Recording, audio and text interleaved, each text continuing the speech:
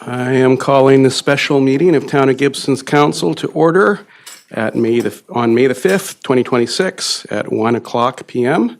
And we're honored to be gathered on the traditional territory of the Skohomish Nation. First, we need to approve the agenda, moved by Councillor Kroll, seconded by Councillor DeAndrade. All those in favor? The agenda is approved. Adopted, and now we need to adopt the minutes of April 21st, 2026, regular council, moved by Councillor Kroll, seconded by Councillor Thompson. All those in favor? The motion carries. And now the Committee of the Whole report. We don't need to adopt those minutes. They're there for information, but they do include a set of recommendations. And the first two have already been done. Staff took action on these because, as they explained at that meeting, the turnaround needed to be for May the 5th. The third one has not been done, but it's something we should further discuss. So I'm going to recommend to council that we just ratify those first two parts, the that and the and that on page 3. So that's moved by Councillor Kroll and seconded by Councillor DeAndrade. All those in favor? The motion carries. And now we are, there's business arising from those minutes too, which is that the Sunshine Coast Regional District made appeared as a delegation request, and part of that was a request for a letter of support from the town to send to the Ministry of Environment and Parks for the solid waste management plan submission. Moved by Councillor DeAndrade to send that letter, seconded by Councillor Thompson. Any discussion on this? All those in favor? Motion carries. And then there's another motion coming out of that delegation from Councillor Thompson. It's appearing on the agenda, and I'll go to Councillor Thompson to introduce it. Yeah, great. Thank you, Mayor. We recently heard from the SCRD on their solid waste management plan. And as our communities continue to grow, waste management will continue to be an essential priority as part of that growth. And as we plan for density within our community, there's an opportunity here to be more intentional about how we can manage demolition waste. And while the landfill has strict material separation rules, those apply after demolition has occurred. But we have an opportunity again to look at methods of reducing waste at the source by considering retention or reuse, especially when we're talking about viable, livable homes that may be demolished for higher density builds. So I'm just wanting to open the conversation about how we can work in this direction, and it's with that in mind that I present the motion. Thank you, Councillor Thompson. I see Councillor D'Andrade first.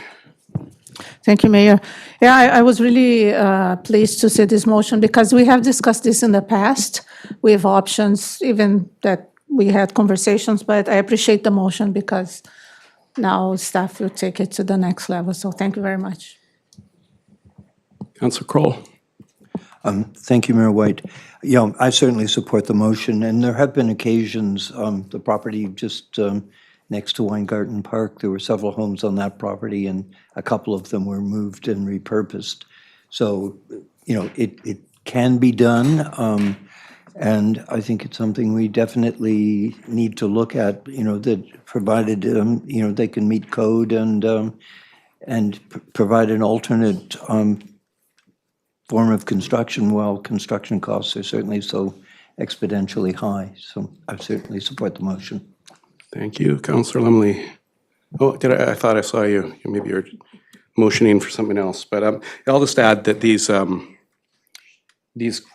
just having done a little bit of research on this and with the Director of Planning, there are similar bylaws that exist. Squamish has one. There's quite a few on the Lower Mainland, and they're logically, they're probably associated with the opportunities in those regions too. They sometimes they say 70%. They ask for 70% of a deconstruction to be recycled or reused. Sometimes it's up to 80%. Sometimes it's 90%, and it often depends on, no doubt, what opportunities are available in that area at that time. So that's something that staff can explore. And it sounds like from the delegation, the questions you asked, Councillor Thompson, that the SCRD has made a lot of progress in being able to offer some of that reuse themselves. So that'll be part of the exploration. Any further discussion on this? All those in favor? The motion carries, which is both parts of that motion. I am interpreting that as so. On to number 6, administration reports. We have a planning report here on a development variance permit to reduce required lot width to facilitate a subdivision. And there is a staff report starting on page 19. And I will just look to staff to see if there's an introduction to this report and presentation.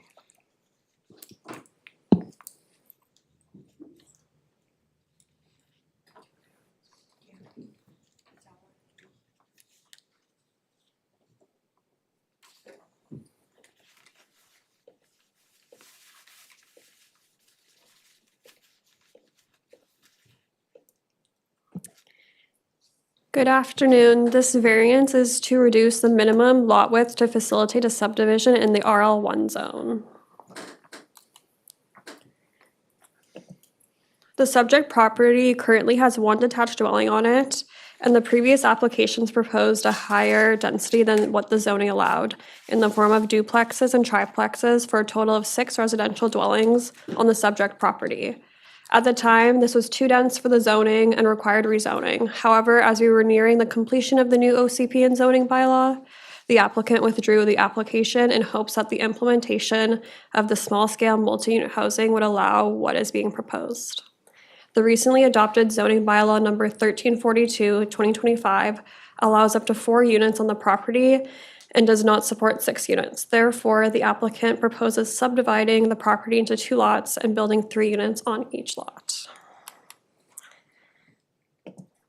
The subject property is zoned low-density residential, which permits up to 4 dwellings on lots greater than 280 square meters. Therefore, the proposed triplexes would be permitted on each proposed lot, with lots areas of 400 square meters and 529 square meters. The applicant is requesting the following variances to zoning bylaw number 1342, 2025, a variance to section 2.2.1.8.5 to reduce the minimum lot width for an interior lot without a rear lane from 13 meters to 10 meters. For reference, here's a snip of the subdivision requirements in the RL1 zone with the highlighted sections that apply to this property.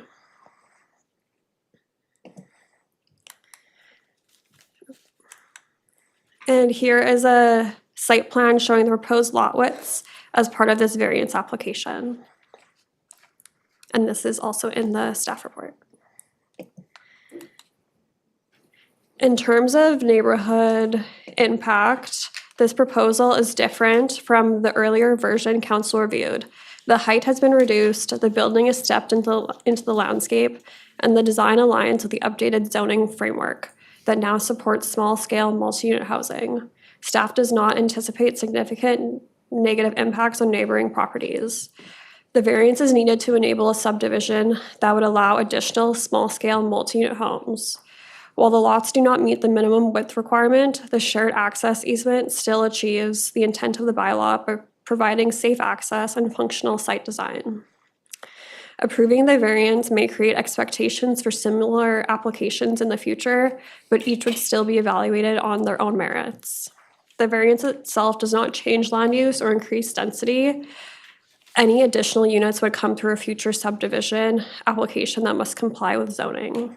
Overall, staff find the resulting development would be compatible with surrounding uses and contribute to the community's supply of low-scale, ground-oriented housing, and this request does not involve off-site servicing. Here are some of the referral comments that we received from departments. These are also in the staff report. We have received 5 neighbor submissions in opposition of this variance. Here are the recommendations. Option 1 is to approve the DVP request that the issuance of DVP 2026-02 be authorized, reducing the minimum lot width for an interior lot without a rear lane from 13 meters to 10 meters, or option 2 is deny the DVP request, reducing the minimum lot width for an interior lot without a rear lane from 13 meters to 10 meters be denied. That is the presentation. Thank you. I'll look to, and importantly, we do have an opportunity for input at this meeting as well from neighbors. I'll just add too that those 5 letters of opposition are in our agenda, and all councillors have had a chance to read those as well. First, I'm going to go to council to see if they have questions for staff on that report. Councillor Thompson. It seems I'm on waste management topic today. With this subdivision, how would the curbside management, would it be 6 garbage cans at the end of a driveway, or would there be an expectation for it to have the covered stall? How would that work? Based with it being two triplexes, but really still 6 units on that same square footage lot.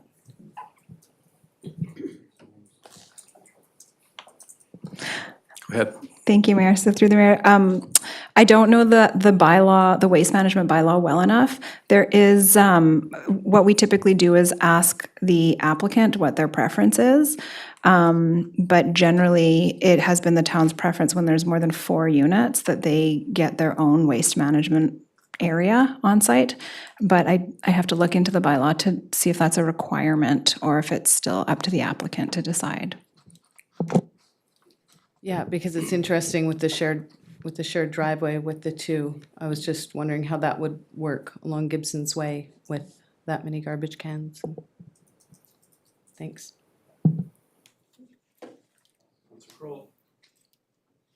Thank you, Mayor White. And this is just sort of an abstract question.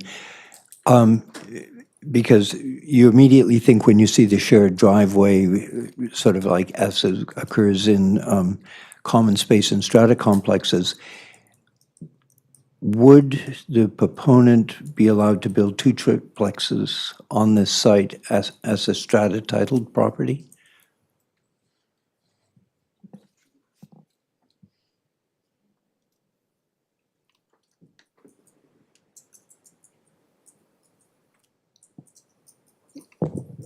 Sorry, can you repeat that question, Councillor? rather than subdividing the lot, because you're already establishing a precedent of a shared driveway, sort of, as is common in a situation where you have a strata complex and you have common shared areas, could the proponent build his intended buildings on a strata-titled lot without the subdivision? No, they can't. So the zoning maximizes the density to 4 units, which is why they're proposing for a subdivision so they could have 3 on each lot. Thank you. Other questions? Councillor DeAndrade? On the topic of the driveway, I'm just wondering if the goal is to have a covenant, because one property will have the driveway while the other will not have. So how will be this subdivision?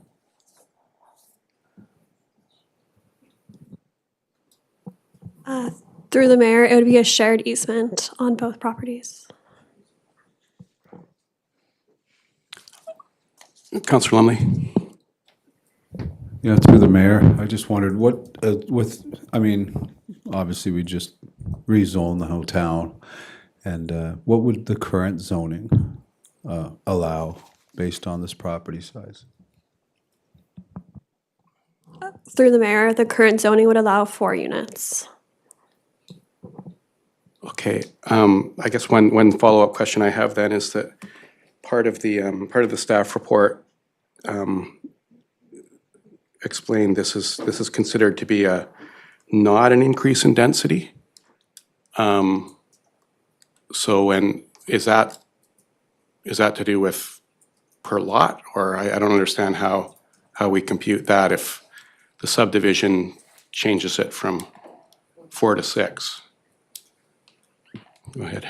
So technically, when we look at what is required under the zoning and what this variance is, it's a variance to the lot width. So really, that's what this decision is.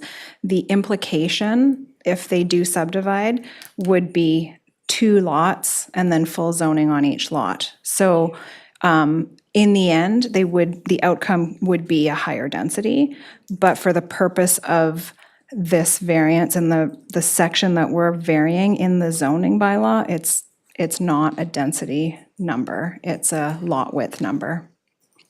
The variance question is not a density, but the subdivision would be, yeah, okay. Yeah.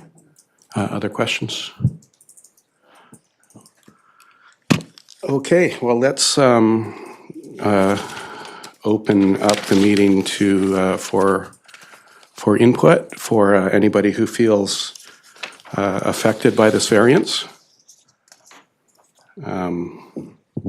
Just going to look at our exact, yeah, it's just an opportunity for public input. We'll try to keep it to about 2 minutes per. We might let you go over that a little bit, but please come up to the mic, and I recognize Malcolm Graves. But you could introduce yourself and mention your address too, please, for the record.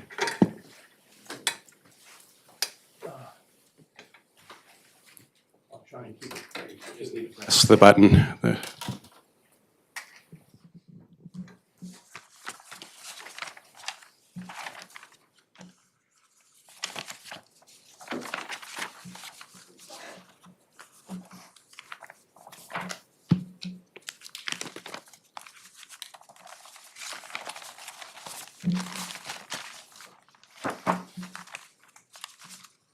Testing. You can move it closer. I talk pretty loud. I think we'll be okay.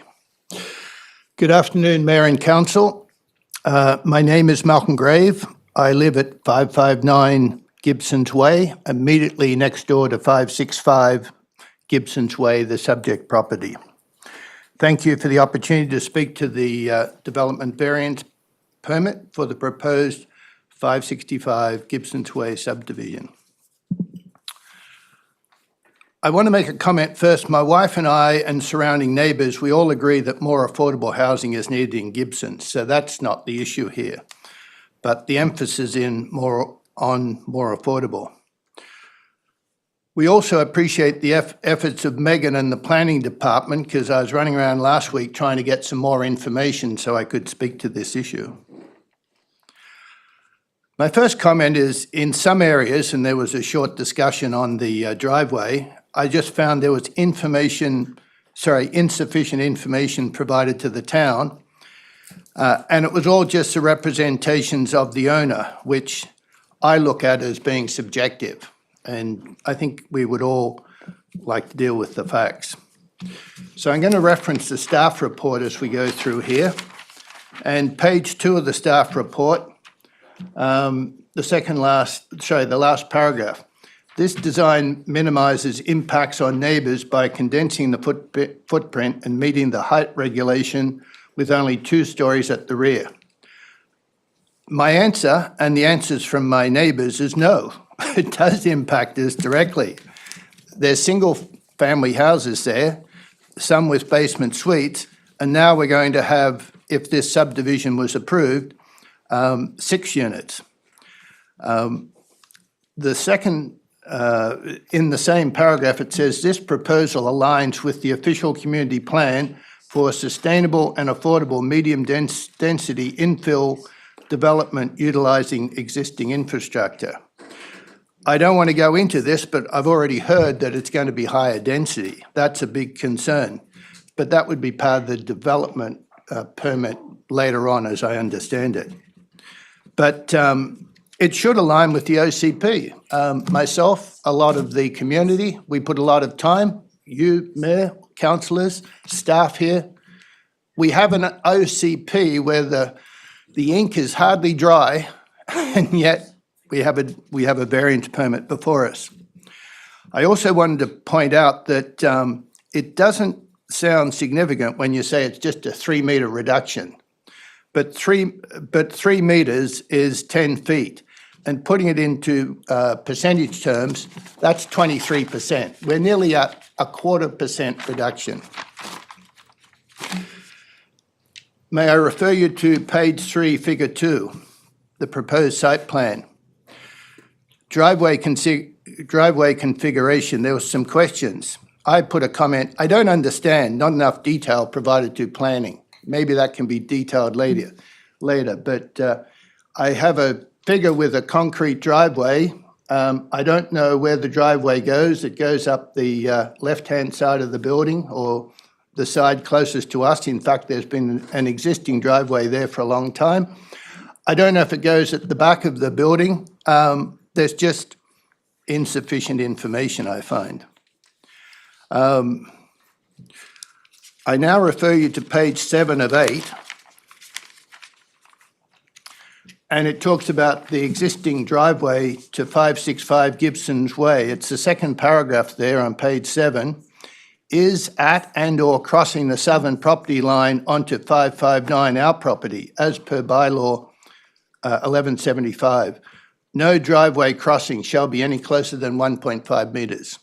I don't know how that will be resolved, but I do want to give you some history, and I'm going outside my order here. The past history is the driveway is very steep. I think we know that from previous applications.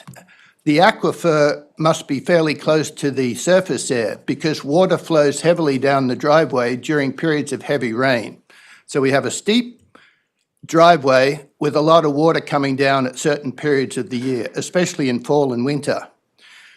The last occurrence of this, we just returned home, we were on vacation, was Friday, March the 20th. I noticed that there was a large flow of water flowing down the driveway onto Gibsons Way. Now, the town has taken steps, and you can see their step in, they've taken action to put one of those bitumen redirection, they redirect it into the culvert or the ditch, and that's helping. But on March the 20th, it was flowing over that and onto the road. I'm not sure if you're aware of that. So that's bad enough. But it's worse in the winter. And this is the history, I believe, of why we have that second driveway. Because the trade-off... You're coming up on 5 minutes, just to let you know. Yeah, the trade-off before... tell me if I'm going off topic, please, Mr. Mayor.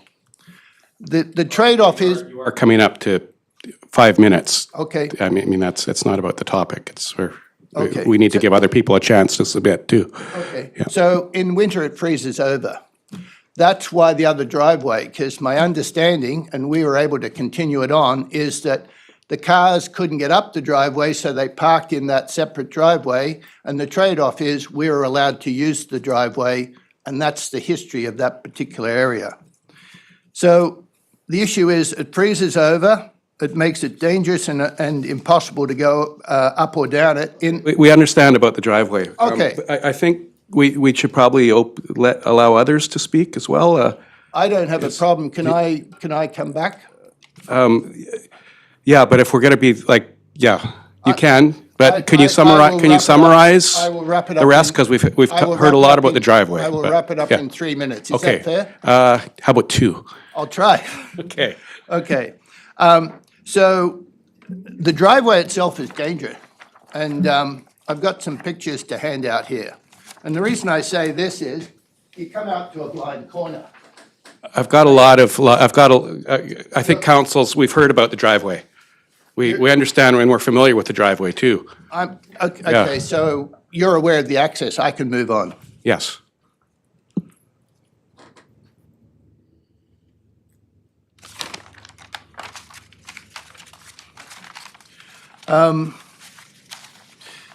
Six units are proposed. I don't see anything, and this is probably offline, as to where there's garbage recycling except at the front of the property, storage sheds for lawn, garden tools, mowers, patios, patio boxes. We can go on from that. The signage, and I did submit something, was placed at a really bad angle. And so none of the neighbourhood knew about this, but none of the immediate neighbourhood knew about this. On page 5 of the staff report, it says there's a demonstrated need for the variance in order to permit reasonable use of the property. I believe that reasonable use of the property is to stick to the OCP and to build the 4 units within the confines of what the OCP allows with regards to zoning bylaws.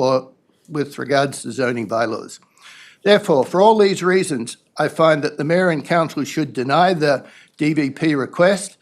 And will this set a precedent? Because our property is wider, but we still don't meet the 26 metres, 13 and 13 metres.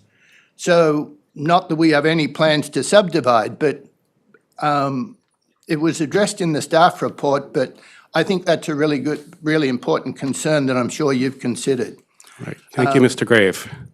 I'm going to wrap it up in It one sounded sentence. like you just did. One sentence. Okay. So the owner should build up to 4 houses only on the set lot with no subdivision as per OCP guidelines. Thank you for your time.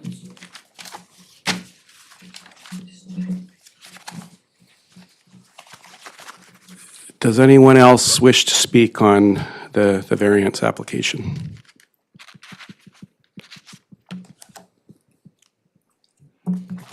Okay, Can I make one quick remark? The immediate neighbourhood, one is away, and I think you know that. The other one has just come out of hospital. We have written submissions from 5 people who live very close, so I think we've heard from them, yeah. Thank you, Connie. I know at least one of those people, yeah. We've definitely got a written submission from. I'll ask one more time, does anyone else wish to speak on this? I do see the property owner is with us. If councillors have questions that staff can't answer during the next discussion, perhaps he could help with that. But Councillor Kroll? Thank you, Mayor White. In reading the letters that we received from the neighborhood and from Malcolm's comments earlier,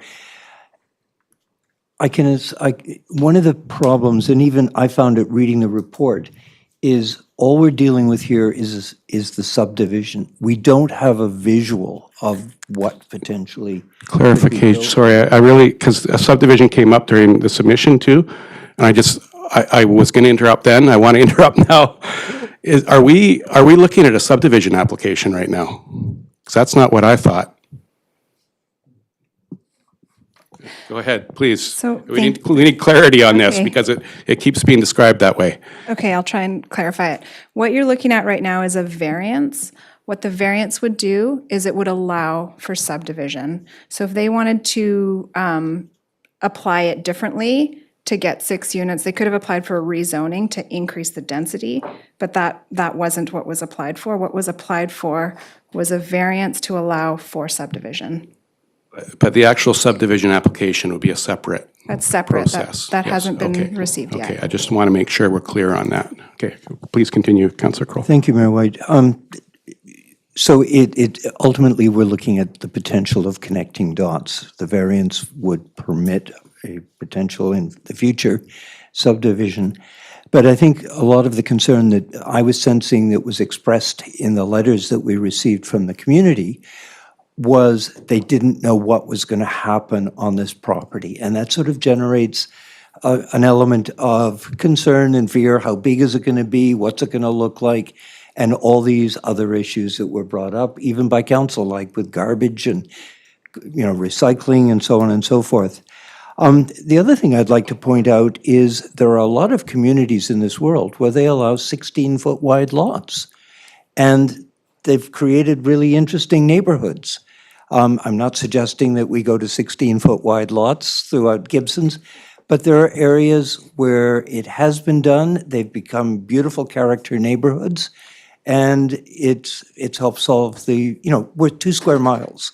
We don't have a lot of land. So, ultimately, we're going to have to deal with some hard realities on how our land is developed to afford attainable housing. So I just wanted to make those comments, and thank you, Mayor White. Councillor DeAndrade? Thank you, Mayor. I think we worked for almost 2 years to come up with OCP amendment and the zoning bylaw. And I find quite, I would say frustrating that as soon as we changed the bylaw to meet housing needs, we went through the whole thing. We heard the community. It was extensive, the feedback. We come up with some requirements or measurements, and then as soon as we do, there's a request for more. So I have a lot of concern with the subdivision because if fulfilled the 30 meters, we couldn't say anything. It's in the bylaw, but this does not, and it would increase density, and then it's not clear, but I was able to see in this plan. The internal setbacks will be altered from 1.5 to 1.2. So you're going to have houses even closer. And this is a very challenging area. And another big concern is once we approve this variance, we will have to, it will have set precedents to other areas. So I don't think this is a good idea. I think 4 units, it's plenty for this side. It's a challenging site, and I understand maybe other parts of the world, people live, in 20, 30, even in Vancouver, have 50 stories building. That's okay, but it's Vancouver. So I'm not sympathetic to that. I don't support this variance. I do just want to make sure we do, the staff did address the precedent question, and that was that there could be, I believe the wording, it was kind of like there could be an expectation from future applicants that similar decisions will be made by council, but they would still be individual decisions based on those unique circumstances of each property. So I just want to make sure everyone on council sticks to the facts, which is, that's what those are. This wouldn't be one decision that then sets a precedent that there was going to be no more decisions. So I just want to be careful about when we say that phrase, setting a precedent. That's what the staff report explained that. So, and also we're going into an election, so there could be completely different people at the table. That's always something to consider when the decisions always need to come to council. Are there any other? I could make some comments on this. I will speak. I hope everybody speaks on it. Just addressing the drainage and driveway concerns, all the time I've lived in Gibsons, that driveway's been a concern, and the status quo of that driveway is a problem. It's a problem for sightlines. It's for traffic reasons. It's a problem for drainage. Yes, it's not the aquifer that's coming up, by the way, but there is groundwater that tends to come up in that area, and I know multiple property owners have had to try to deal with that over time, and the town has had to try to deal with that issue for many years. I'm confused about why that's an argument against changing it. I think the status quo is a problem. I think even if you change this to one unit, if somebody decided they were going to redevelop and build one unit on that piece of property, the driveway would be the driveway, and it would hopefully change, but it would hopefully be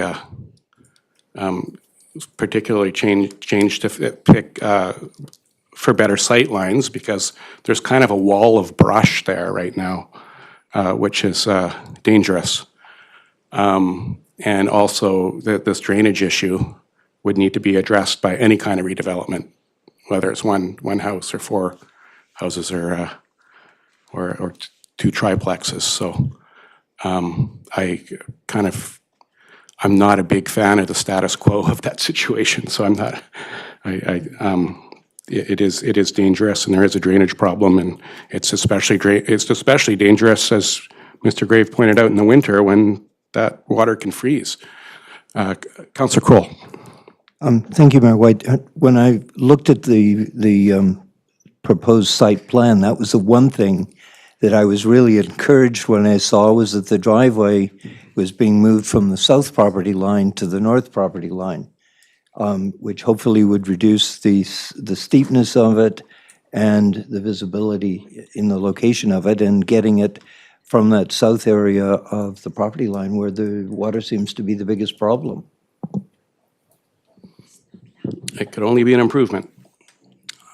And I guess just, for now, I mean, I'm in my own thinking about this. I do accept staff's rationale as a minor variance. I thought it was a really good staff report, and very thorough staff report, and that's where my thinking is on this right now. I'll go to Councillor Thompson next. Thank you. Councillor DeAndrade mirrored a lot of the comments that I was going to make today. I feel like this property can be reasonably developed under its current zoning size, which allows up to 4 units, and I feel like we spent a lot of time between zoning and the OCP with those considerations in mind as how we were looking at specific lots, and especially that corner, that bend. That's my comment. Councillor Lumley, you want to add anything? Yeah, I kind of echo, like we just went through that huge process of zoning. If you want to create housing, I am kind of burnt out on the line drop of, affordable housing. You just can't, if somebody says, well, we need more affordable housing, so here's a zoning bylaw amendment for you. How many times has this been done in the past? Like, I don't know, how many permits are there with all these affordable homes? There's a proponent in the audience today as well that's working on it. But I mean, it's just, you bend over backwards. And I'm not saying anything against, like, I want to see the properties, there's increase in density and have like a newer or a newer home on there and families and stuff. But just saying affordable housing, and I don't know, I know Malcolm dropped that, but I don't know. It's sure, we need housing. Stop saying affordable housing, But I don't think, and I understand maybe a little bit what David's saying, but I don't think, like, I'm not in favor of subdividing this lot. but I am in favor of him developing the lot. And I think there's probably a way to do it.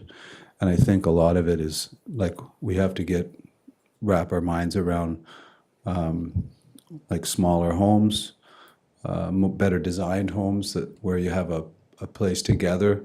But my fear is that you're going to go down this road, you're going to reduce the setbacks, he's going to subdivide the lot, and then there's going to be an application come to council that, like a triplex, you know, I mean, I don't know, I like more of keeping the lot the same size and find a way to do it within the zoning. I think the zoning bylaw that we just, as Councillor DeAndre said, spent all this time on OCP and zoning, and now we're just going to throw that out the window. And anyway, that's my viewpoint. Work within it. That's all I can say. And you can work within it, and council should be able to work within it with them. No height variances, none of this, but just there's probably a way to do it. But just every time, it's just like, hey, you know, redo this, change this, do this. I don't know. It's you know, it happens more often than not. I've got to refute some of those comments because, I mean, I really don't see, variances are part of the process. Like, no, I mean, we're fooling ourselves if we think nobody's, just because we change the OCP and zoning bylaw, we're never going to see a variance again. Like there's, quite often there's very unique circumstances that lead to variances. And we even just recently changed our practices so that decisions on some variances can be delegated to staff. That's knowing that variances are going to continue. Variances are a provincial process, so I don't see an application for a variance as throwing the zoning bylaw away. I think that's a pretty exaggerated comment.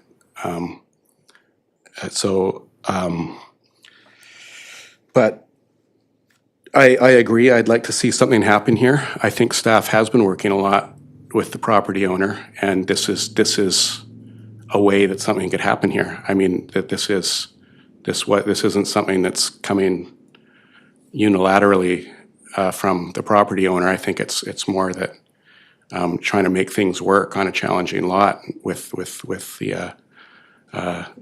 steepness and everything. And I guess personally, I don't see 2 more units there as being a radical, like four more units there.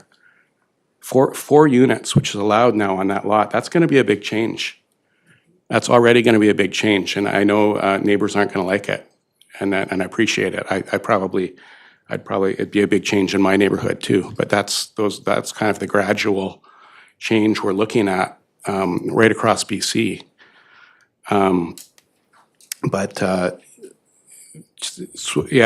Making a minor variance to allow for 6. I don't see that as being a huge jump from the 4, personally. And what will happen is there'll be smaller units. They'll be hopefully more affordable because they'll be smaller. Otherwise, you'd have 4 larger units. I happen to know right in that neighborhood there's a whole house with 13 people in it, and it's great. I know. Mr. Grave has commented on that before. It's them, being great neighbors and having a relationship with kind of the old character home there. It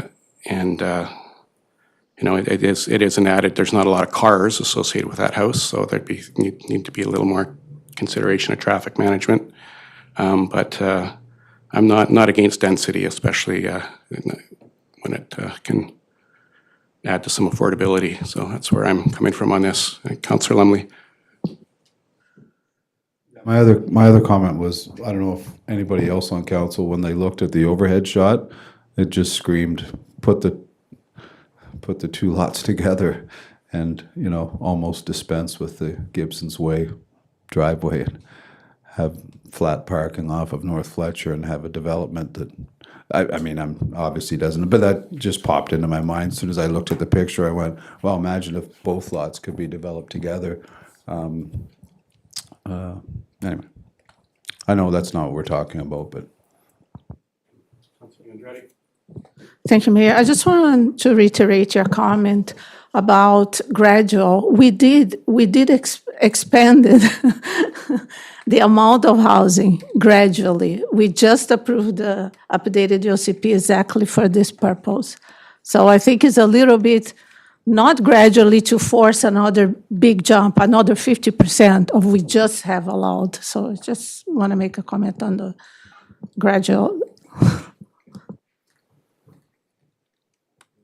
we'll move to a vote on this then. There are different options that need to be run before Councilor Cole.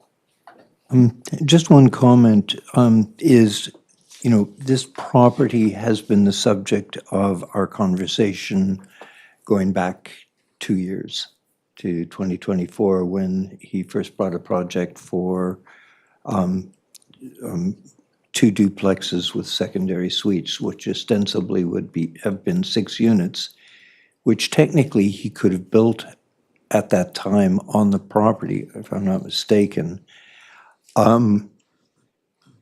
We turned that down. I believe he probably, his other iterations of this project, he brought during the period we were working through the OCP. So it was a sort of trying to deal with a project with moving pieces, which was difficult.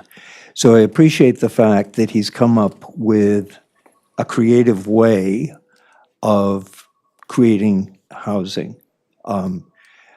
I refer to it as attainable housing, not accessible housing, because accessible housing these days is incredibly challenging. But I certainly think, to your point, Mayor White, of smaller units, more affordable, because you're not building, huge spaces. There is a unique potential here for a project to increase the housing stock in the community. Councilor Cole, we have 2 options that were presented.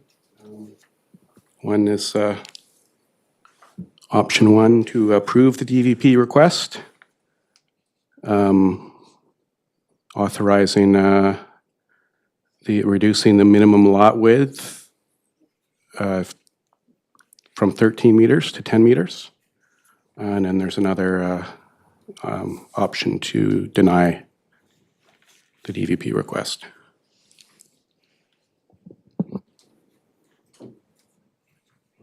Discussing it if there's more. Councilor DeAndrade. Thank you, Mayor. I'll move option 2 to deny the DVP request. Okay, is there a seconder? Seconded by Councilor Thompson. Any discussion of the motion? All those in favor? Opposed? The motion carries to deny it.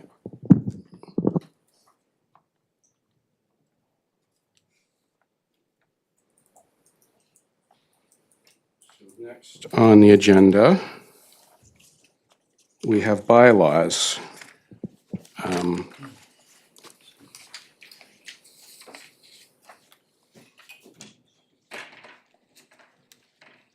And I'm just looking at, okay, they're a bit complicated because the second one is we have to even go to options. So we'll do them one by one, and these are largely our financial bylaws. So the first one is the 2026-2030 Financial Plan Bylaw, number 1347, 2026, be given first, second, and third reading. Moved by Councilor Kroll, seconded by Councilor Thompson. Any discussion on this? All those in favor? The motion carries. And now I need to flip to the staff report because we've got a recommendation on page 2 of the staff report, starting somewhere around page 57, I'm guessing. But somebody can just move it too if they've got it in front of them. Looks like 50. No. my written agenda doesn't match up with my other one. It's, okay, so it does match up now. It didn't earlier. Okay, so page 55. The recommendations are on page 56. Councillor Kroll? I'll move the recommendation. Okay, the recommendations on page 56. Is there a seconder? Seconded by Councillor DeAndrade. Any discussion? All those in favor? That motion carries. Tax rates bylaw, that one's right on the agenda. So, and that's that this bylaw be given first, second, and third reading. Item 7.3. Moved by Councillor Kroll, seconded by Councillor Thompson. Any discussion? All those in favor? The motion carries. And now on to bylaw 1349, the water parcel tax bylaw. Moved by Councillor DeAndrade, seconded by Councillor Kroll. Any discussion? All those in favor? The motion carries. 7.5 is bylaw number 1350, sewer parcel tax bylaw.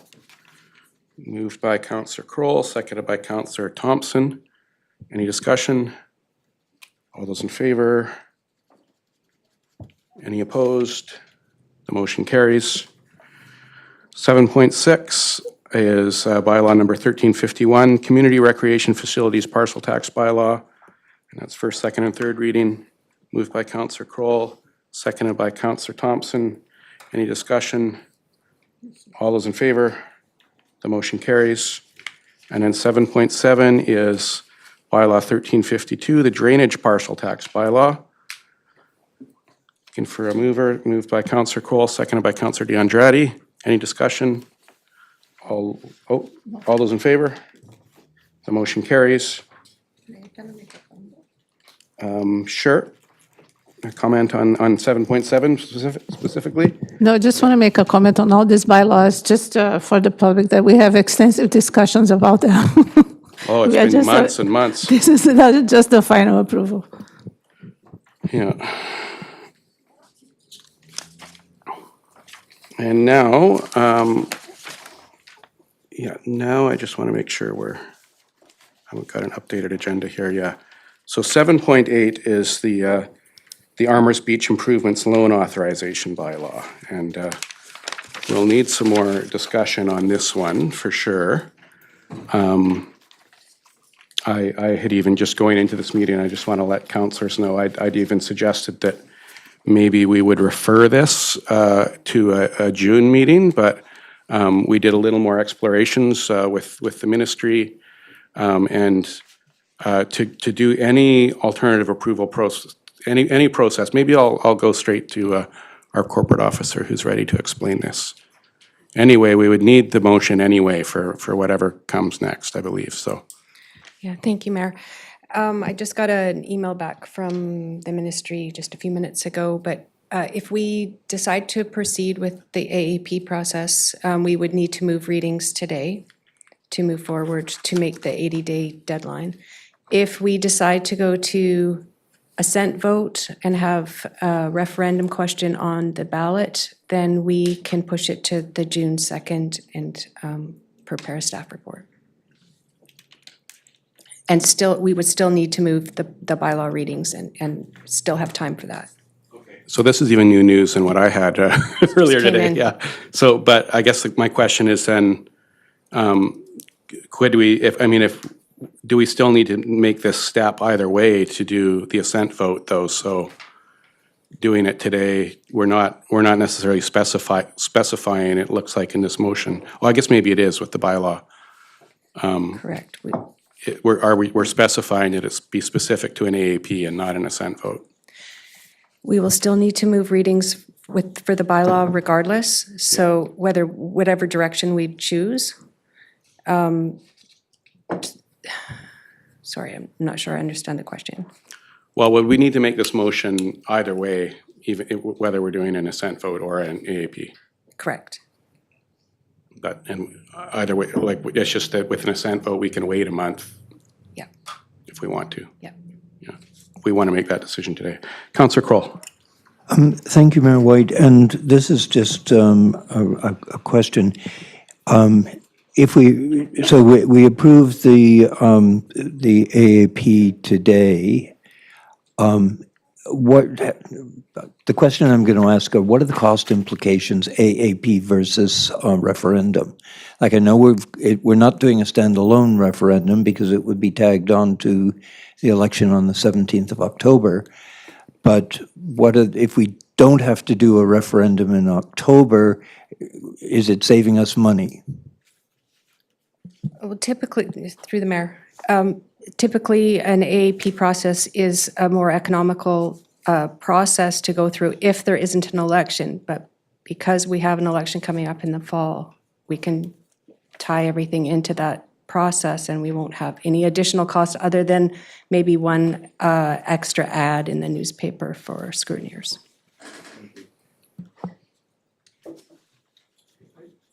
Director of Finance, we haven't really had a chance to introduce any, we're very specific to this bylaw on the AAP right now is what's ahead of us, but I think it would, or what's before us, but I still think it'd probably be helpful to get an update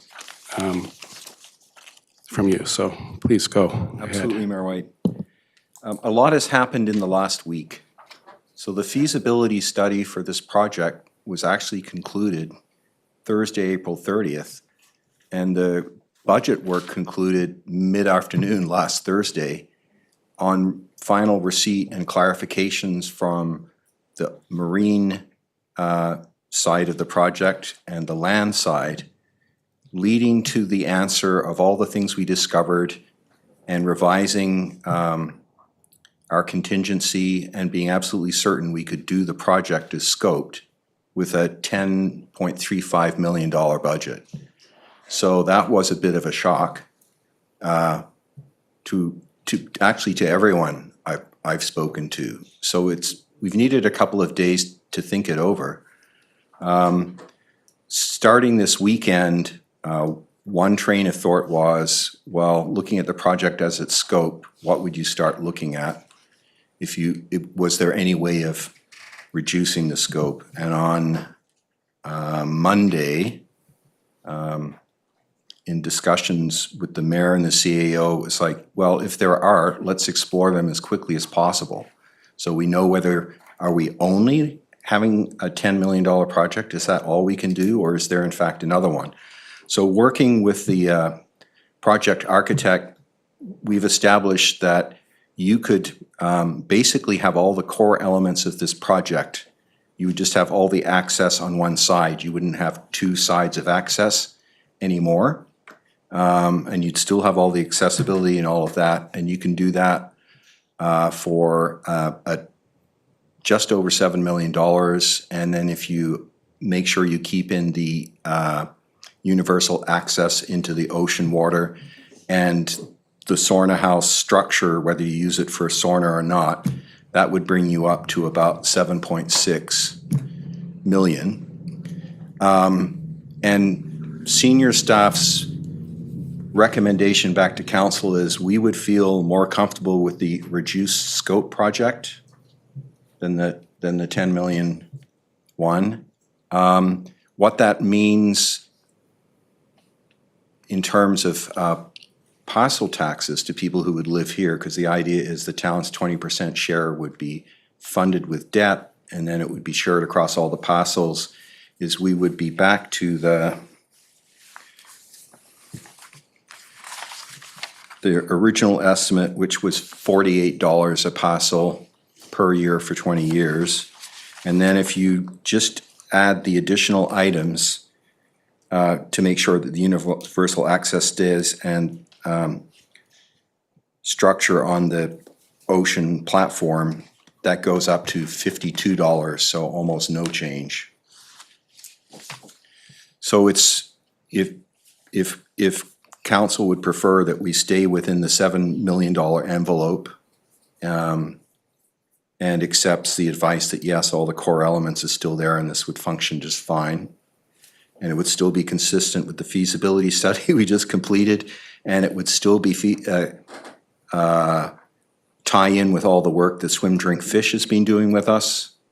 And they confirmed themselves today that they see our project as competitive, whether it's 7 or 10, it's entirely up to the town. But it would be good if the town knows which one it is it's pursuing. Mayor White, I hope that helps, and I didn't miss anything Oh, out. absolutely, because I'm sure there are going to be questions for you too. And I see Councillor DeAndrade first. Thank you, Mayor. I'm just wondering, I mean, I was really excited with the project when the community had to come up with only 750,000, with the hope that maybe close to half we would be lucky enough to get through fundraising. And then when the change came, it was it was a beautiful project, but, I still support it because I was like, okay, let's see, the community will decide. But I'm starting to get really concerned, especially with the next jump. So my question is, what about if when we put to the community, I think it's not only about the money anymore, but it could be also the design. And so what about if a more modest design, the initial design, for example, it's more perfect for the community? Do we have an option? Because right now I feel that we have only one design option. It's either the beginning we were modest with, actually when the Rotary came here first, it was just a nice improvement to the Councillor arbors. DeAndrade, I just want to interrupt just to be, so we can understand. We just heard a report from our CFO that it's a much more modest design is what's being proposed, and staff is more comfortable with that. Are you speaking in favor of that, or are you saying that it should be even more modest? No, I'm not, right now I'm not in favor or against. I'm trying to understand whether if the public says, let's see, it's concerned with the amount of money, if we could have an option to go even further when the initial design was only 750,000 more, and now it's going to be way more. But when we go back to the initial proposal, when the Rotary came, it was just an improvement. So can we have something? Can we have two options, something improved from the first Rotary that might get close to 700 or something, or even 500? Or do we have only one option going to 1.4?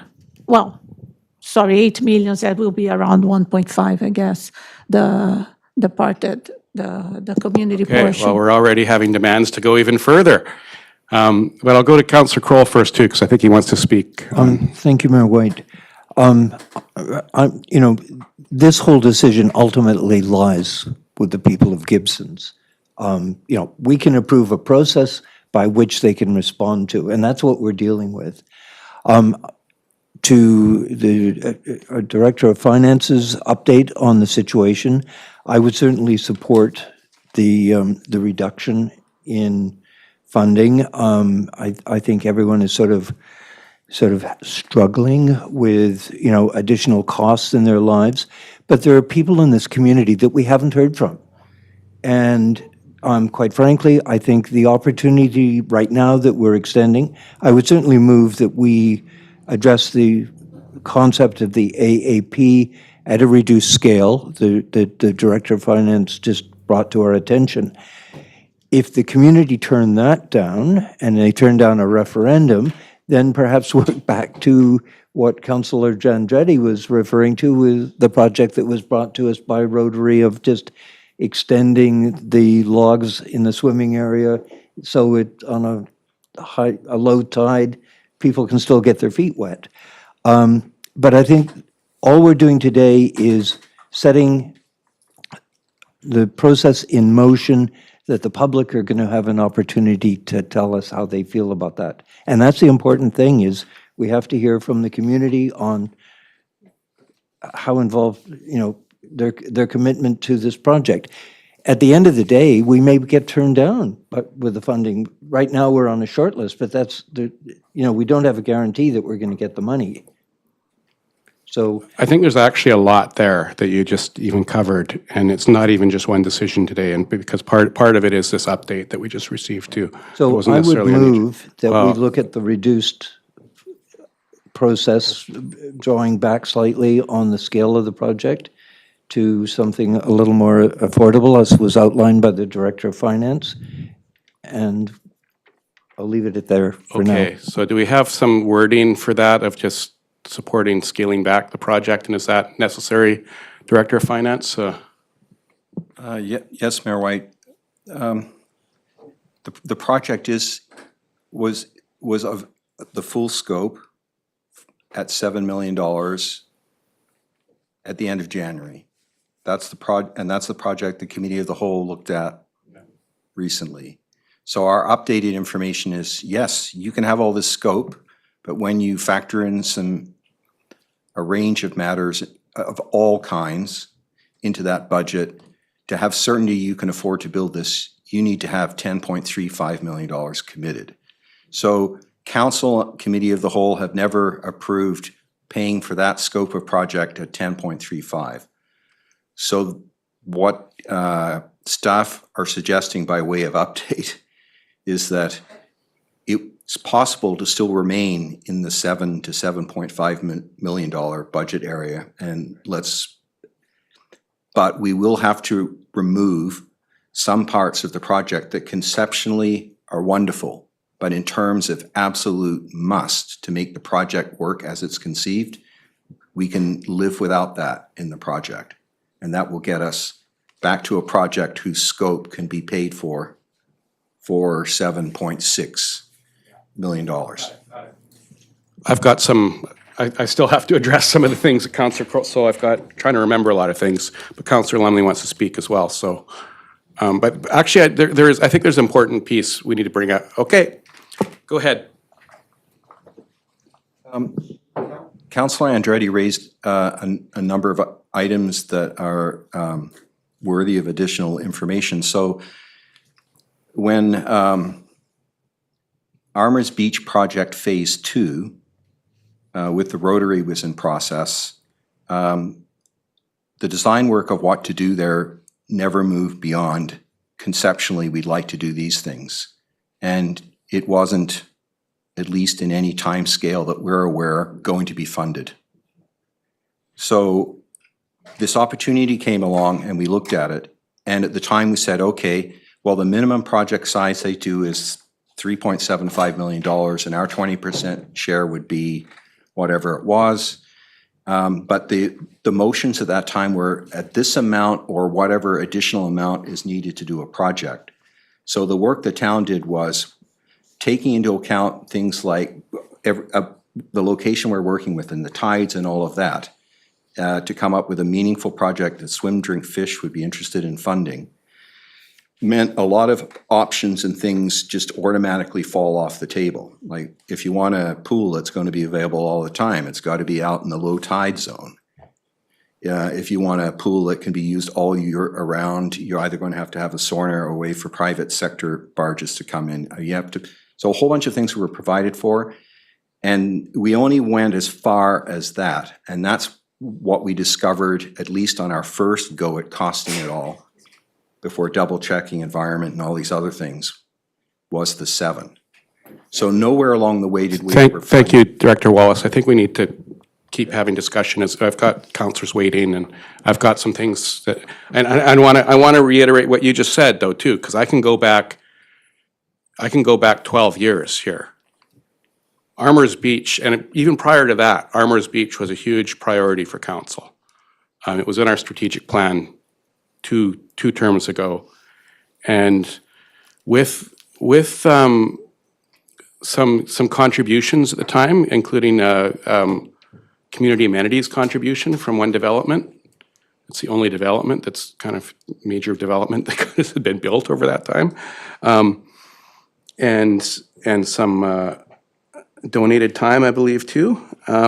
We've managed to do phase 1, but we've been waiting like 8-9 years for phase 2. So I just want everybody, the public especially, to realize, but council to realize that it's not just a matter of dipping your toes in the water. It's Phase 2 has been really hard to come by any funding for that, for the concept of making it a more family-friendly swim area. It's a lot of great work was done for Phase 1, but and one of the challenges for that has been that there just isn't a lot of funding anymore for recreation. There aren't grant programs for this. They come along once in a blue moon like this one. So that's why staff has jumped on this, because it's been such a long-standing priority of council. And I worry about kind of saying, okay, well, if this doesn't happen, we'll just go back to Plan A, because Plan A was waiting for 10 years. I don't think Plan A, like there's a bucket of money sitting there to pay for more modest upgrades to this park. Secondly, I don't know how modest those are going to be anymore, because you look at, especially sitting at the SCRD, anything that has to do with docks is you pay a premium for it these days, and it's shot up, just like a lot of our infrastructure costs. It's shot up massively in recent years, and that's why this has such a big price tag on it. But I think we'd be fooling ourselves to say, like, we'll just Plan A as we go all the way back to just the Rotary proposal, and it's going to cost us hardly anything, because we couldn't come up with that money before, and now the costs are even going to be higher. So let's be realistic about this. Councillor Lumley. Sorry, I think I had Councillor Lumley first. No, Councillor Thompson, go ahead. Through you, Mayor. When we're talking about the $3 million shift that's happened from December to now, so in looking at as a budget, and I think, you know, everybody wants to focus in, or it's seeming like everybody wants to focus in on the more of the $7 million budget. When this is in play, and say it does reach that point, who manages, if when this whole process is being built, that as we're sliding towards possibly a $10 million budget, when the build is happening, how does that get managed? Is that like just cost overruns, or like through the, sorry, yeah. I'm not sure. Unfortunately, we don't have, do we have a visual? We're always short of visuals on this. But It is in the but council agenda package. it may not be clear what Director Wallace said earlier. This isn't, we're not just trying to scale back costs from 10 million to 7 million and do the same project. It's like actually cutting off, like scaling back like half of the infrastructure. When you look at it, it's half of the area anyway. It's not half of the cost, but it's significant scaling back of the actual project work that was planned. It's not just pinching pennies tighter. So the 10 million is it's not on the board anymore. So just so that I'm following as a follow-up, what we saw, the presentation we saw, is we're now understanding that would land more towards the $10 million budget. This is where I'm confused, sorry, because I've seen one concept design, and so I'm just trying to have an understanding. That design is the design that is now, in reality, would land more at 10 million. Yeah. Yes. We don't have a conceptual drawing then of what the $7 million plan would look like, because this is just all new information to have an understanding of what seven, so like what seven. If we can look at the 10 million, we can show you pretty easily the cargoes. Yeah. Can we do that? That'd be great. Yeah, this is an attachment to the report, so Okay, so this is so difficult. I get that picture and email. Yeah, well, No. no. Well, we've Sorry. already voted on 7. The 7 million is already the budget. Well, I don't know where, like, we're not, that was asked already. So we've already allowed for a 7 million project. The 7 million is gonna pay for, if you look at your screen, I think it's like the left side of the horseshoe, but it would be moved over to the right. And that would be it, I believe. There's not a full horseshoe going around anymore.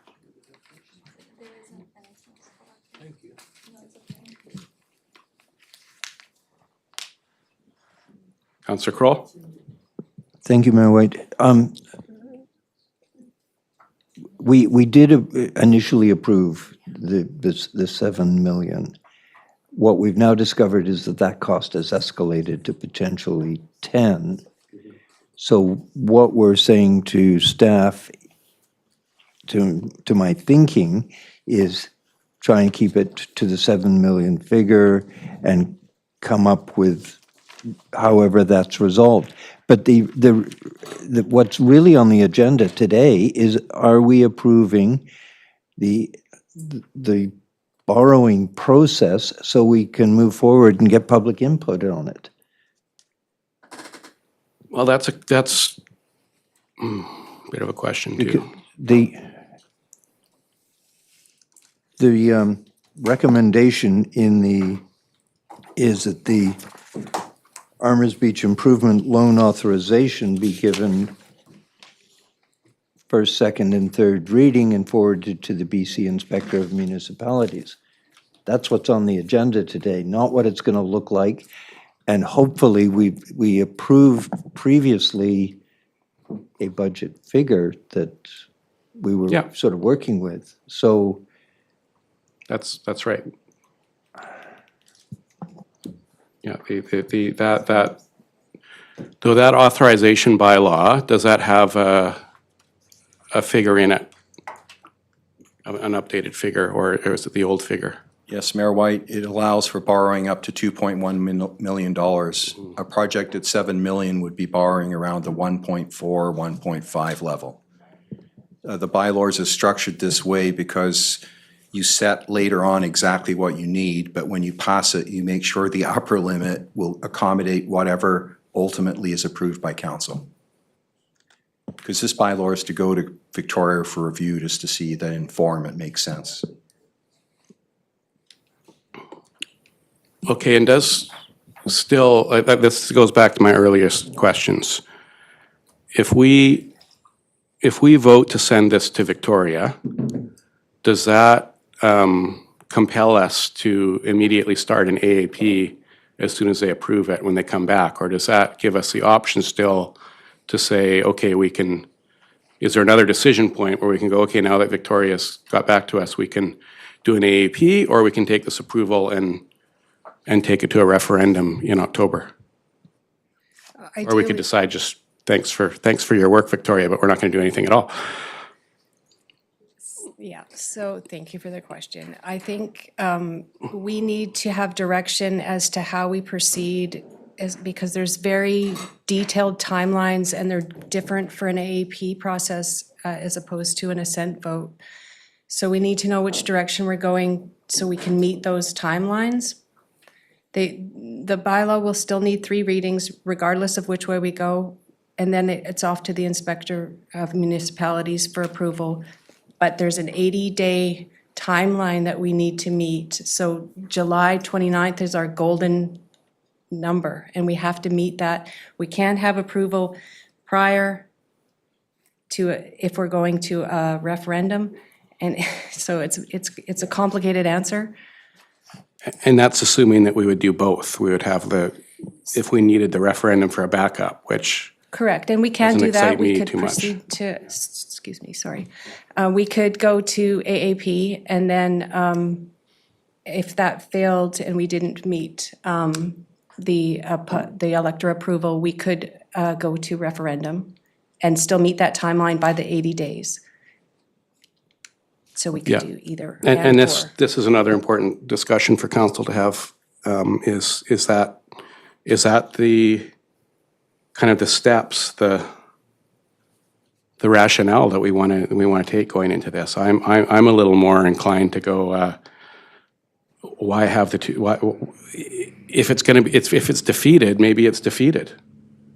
I mean, maybe we should accept that. If it passes, maybe we should accept that. It's almost unfair to go, well, if it passes, we'd presume that we're just going to go ahead and not have a referendum, it's defeated. We wouldn't. I'm inclined to just go, let's do a referendum. Forget the AAP. But Councillor Kroll. Just for the benefit of the people that are in the chamber with us today, with the AAP, 10% of the community against the project defeats the borrowing. Whereas with a referendum, that's wide open to anyone who votes. And it certainly affords a broader spectrum of the community who can sort of make their, with the AAP, you have to actually file that you're against it, whereas the referendum, people have a certain degree of anonymity, whether they want to support or defeat the project. So, if we're going to cut to the chase on this and just go straight to referendum, provided it works with the constraints of the funding body, that they can wait until October to know whether we have the community's approval to proceed with this project or the project's defeated.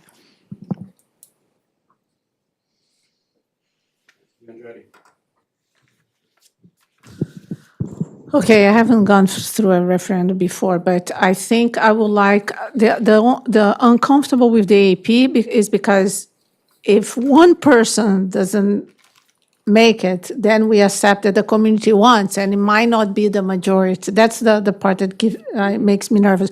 I would like to hear from the community and make a decision in council, given what we hear. And I think, not council, 37 voted in favor and 40 against. It's not about that. It's understanding, what the community is uncomfortable with and making decisions. So in this regard, I think the referendum would give us. I have another question, Mayor. If we hear from the community input for certain details of the project, like we already heard, places for kayak, a little storage here or whatever, is it something that we can incorporate into the project, or is going to be a no? The project is exactly what has been decided. Because I see validity when, we don't think about something and it's something logical in a way. I think there's some kind of out of that amount of budget, there's got to be some kind of discretion to maybe move things around that Swim Drink Fish isn't going to say, unless it's something that's totally not, The $7 million budget includes items for monies for setting things up. That doesn't automatically mean that there's been any decisions other than the obvious ones about what should be set up. The purpose of the public engagement that was scheduled to start late May, June, but might get revised in timing was to put out all the accurate information and explain the features that are there, and explain why a lot of what appear obvious on the surface features are not there. Because we actually have a lot of information about storage and parking and so on that needs to be discussed. And our intent as the town was to do our best that when people got involved in an AAP or perhaps better, a referendum, that they would feel they had sufficient information to let everyone know what they thought about this. I've got Councillor Lumley next, I think this time. Yeah, through the mayor, I can appreciate the verbal update, but clearly everything in this report is different. Then it seems just kind of like, hey, and I get it, it's from committee of the whole and we discussed it and so on and so forth, but I couldn't vote yes for this. I'd have to vote no for this today. But that doesn't mean I would like a referendum. That's what I would like, actually. Like, I agree with the other councillors. Like, I mean, if people want to spend, $2,500 on this expansion, each household, I guess that's kind of what it adds up to, not including the maintenance. I mean, I guess all the financial details have to be given to the public as well, not just where kayaks are being stored, but how it's going to affect their their taxes and their pocketbook, I think then that's how it can be decided, because, I mean, it's gone from 750 with some, like, the progression is 750 with some charitable donations to 1.4 to 2.1. It's just like, so when I read this, I was like going, okay, let's, you know, this is a runaway train here. So I'd like to go back, obviously, like when we were at the committee of the whole, and I thought then, because I voted against it the first time, I voted to get it to the public the second time. So I'd like to, yeah, my thoughts are like taking the original to a if you want to take the original amount to the referendum, like, I mean, or the committee of the whole amount to the referendum, I think that would be the best way to go, so. The committee of the whole amount, meaning the, I mean, every committee of the whole. That hasn't is- come to council, like this, Oh, yeah, the 2.1 million. yeah, it was 2.4. 1.4. Oh, okay, yeah. That's come, we've, No, that was our last okay, meeting. that was the last one, yeah, right, No, yeah, and yeah. this- And the so it was 2.1 is, 1.4, now yeah, it's yeah. 2.1. Yeah, well, that's where we're going, yeah. Okay, but Yeah, it's. that's what, it's that's what, like, that's what, do we have to have another meeting, or what do we? Because well, there's gonna be more meetings on this, for sure. Okay, but there's, the committee of the whole, this hasn't come forward to us. This is completely different. Well, that's what I'm trying to, I know, but it's verbal, like, it's like, you know, it's really hard for me to vote on things that I just, somebody says, it could be this, it could be that, we're gonna try and shoot for this, I'm gonna go, okay, like, I mean, doesn't anyone else feel like this? Like, it's a lot of money. And I don't even know if the Well, you're- community wants it, like. You're not nobody- voting, nobody's voting on the project today, You're voting to ask the government if we can borrow $2.1 million to send. no, that's off the table, that's off the Okay, table. it's only in talking. Unless you wanna bring it up. No, I don't. I'm really uncomfortable with this, like, really uncomfortable, that's all. So could we get this on the screen yet? No, we can't. Okay, Mayor White, I'm trying to help with that. I know how to get to it. No, we can't get it on the stream, unfortunately, but it's in the agenda package on page 80. And everyone, I believe, can get to that. If you could, and when council is all at page 80, I'll just explain the change. Page 80 shows a sky view of the project that was discussed at the committee of the whole. And yeah, this is, in order to do this and fulfill all of our commitments, environmental and otherwise, we'd have to spend $10 million plus. Now, if you look at that picture, and as it is right now, and on the right-hand side, remove that pavilion, remove all of that ramp that goes out into the ocean, remove that connecting piece, and you're still left with the other side of this facility, which has a pavilion coming off the seawalk, a universal ramp system that anyone can make it through out to the main and the only big ocean platform we had in the project. And it would still have its universal access into the ocean even at low tide, and it would still have its structure that may or may not be used as a sauna, but essentially it's there for a number of options. And that has been priced using exactly the same information that went into the 10.34 for us to discover that, yeah, we can do that for 7.6 with a 30% contingency directly under town control and another 5% in the hands of the land side, the structure builder. So that would be 35%. And that ties in with Swim Drink Fish saying, don't give us in the town a budget that is final and then you can't build it for that.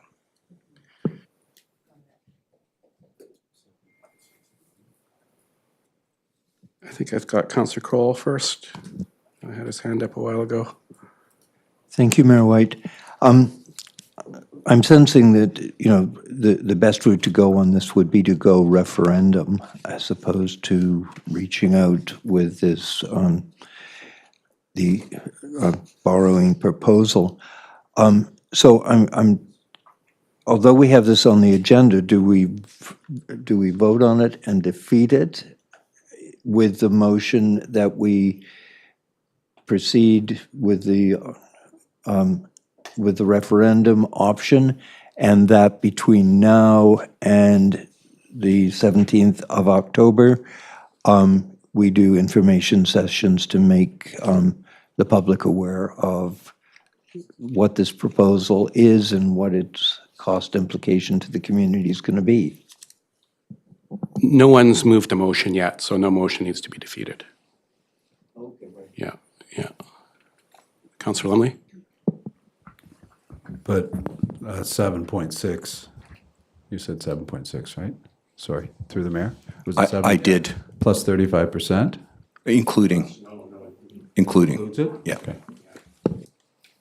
Yeah, so I think now our corporate officer can help me, but I think the only decision that needs to be made today is if we want to go ahead with an AAP.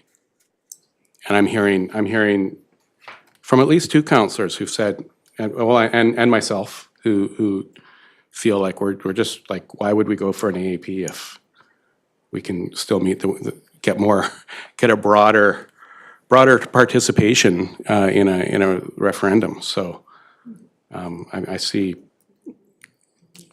unanimous agreement on that. Councillor Kroll. Just for Councillor Andretti's update, the last referendum that I recall we had in this community was for the rec center. And that was something at great expense that the community embraced. So, but I think it is important that the community be allowed to have a voice. I mean, I was trying to remember too, and I didn't do any research on it, but I seem, you might remember, Councillor Kroll, I'm talking about another one. The water meters. Water meters, I think, failed in an AAP, and then it went to a referendum, and it was passed in the referendum. That's correct.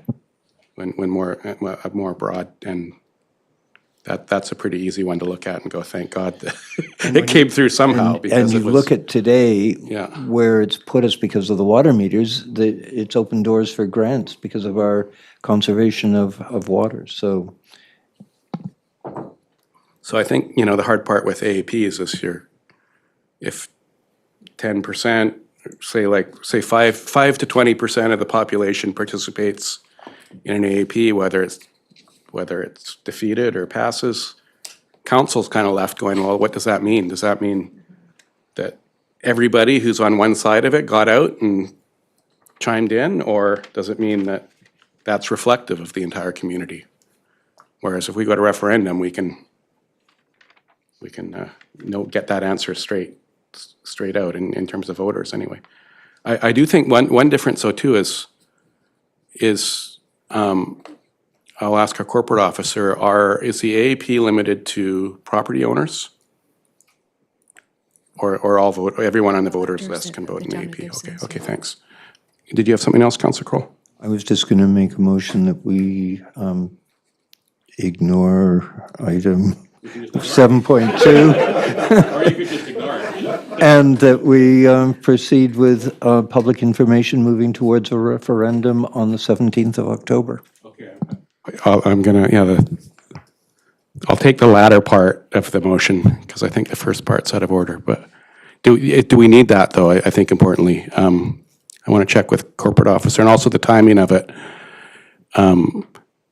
I think something else we can keep in mind is we're going to know better as this process goes along whether we're even accepted in swim, drink, fish. And I mean, if the answer is no in June, it's all moot. Yeah, we don't need a referendum on that. So with that in mind, what's your recommendation about action today, corporate officer? May I recommend that we bring back a staff report outlining all the criteria that we need for a referendum? I'll bring back a question that we could vote on, and we'll need that, and then we'll need the bylaws adopted, for second and third reading at that time. So I'm recommending like June 2nd is another council meeting that would fit into that pattern. Well, is your motion, Councillor Kroll? And there's public information coming out of that. And Yeah, the window would be all the way from June to October, so there's lots I of. think when you look at the confusion Yeah. at this table as to what we're dealing with and what it's costing, and I'm sure between now and June 2nd, it gives staff a bit of an opportunity to fine tune, or, maybe there's a rabbit that can be pulled out of a hat somewhere to get more into the project with the money available. One of the rabbits too is like, as a couple councillors have pointed out today, there was some indication of other support for this earlier on. Is anybody from Rotary here today? I knew the answer to that, unfortunately. We need to work on getting some of the community groups that really support this a little more mobilized, and perhaps there might be, I mean, that was the plan at the beginning, and they're not here, so that's a problem.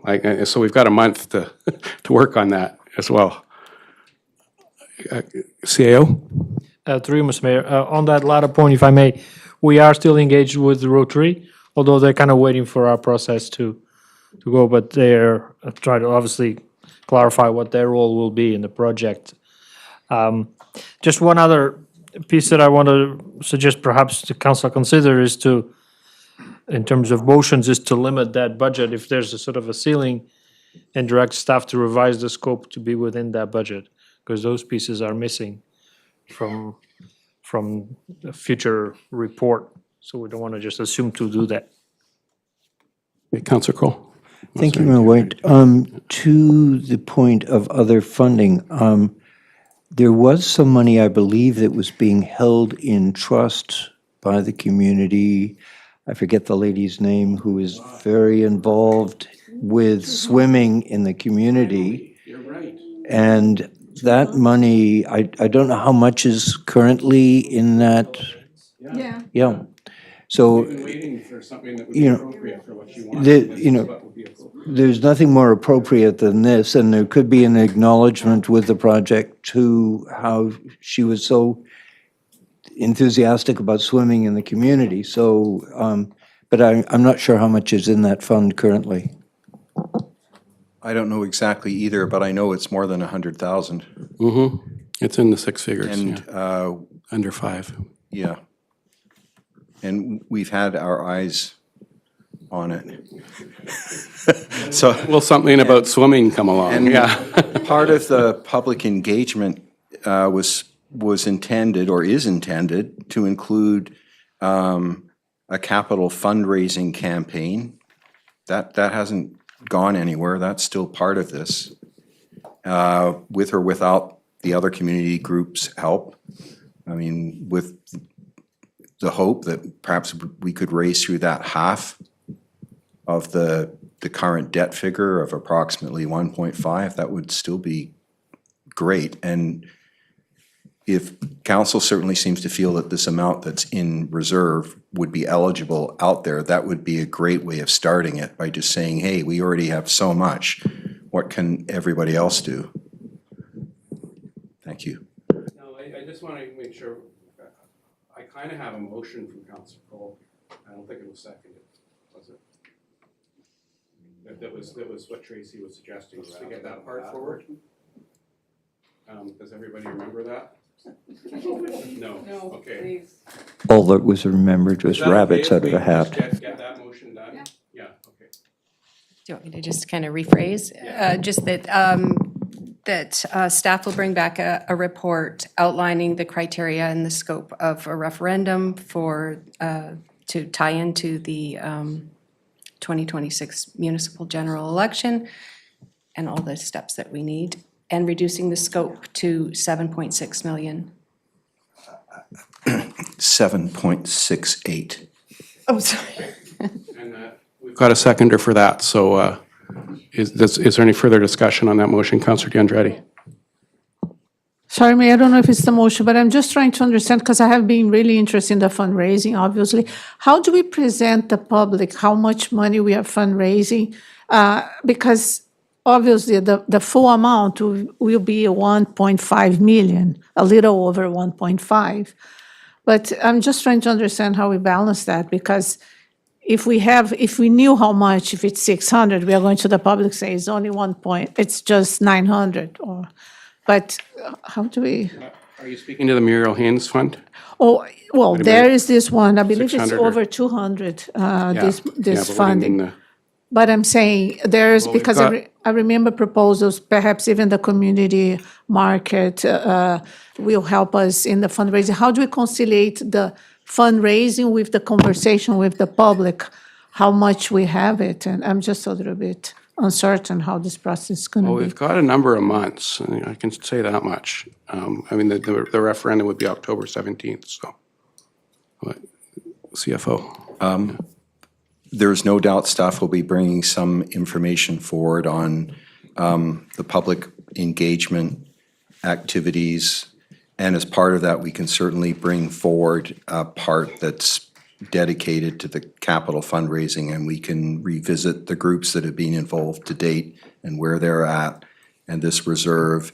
And one of the original ideas behind this was, well, this effort is for Gibsons and area, and we have the areas around us. If anyone in those areas is interested in participating, they won't be doing it through the SCRD or any other way, to let them know that and make sure that they're included, and maybe staff might be coming back and saying even contacted to see if they want to donate. And all of this would be under the town's charitable tax number, so all the donations would be eligible. Okay, back to the motion.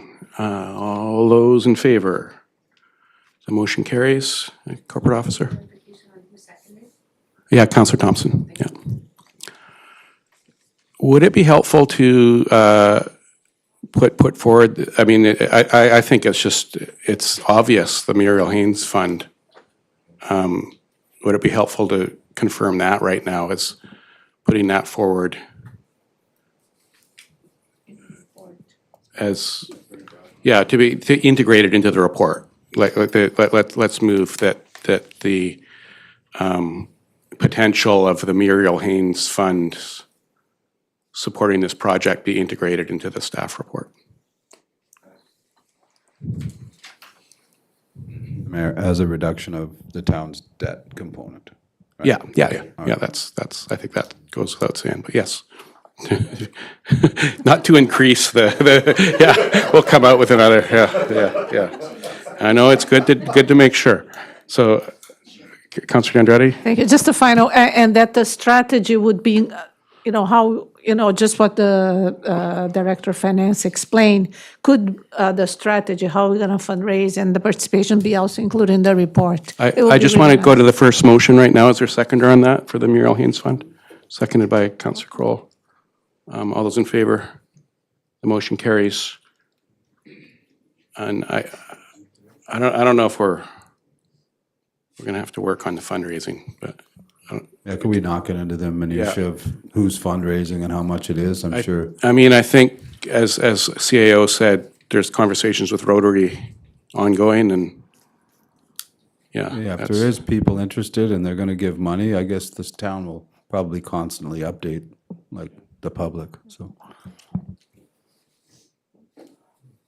Okay. Let's see let me see what's next. Oh, yeah, okay, we've still got quite a bit. So let's have a break for five-ish minutes, 5 to 10.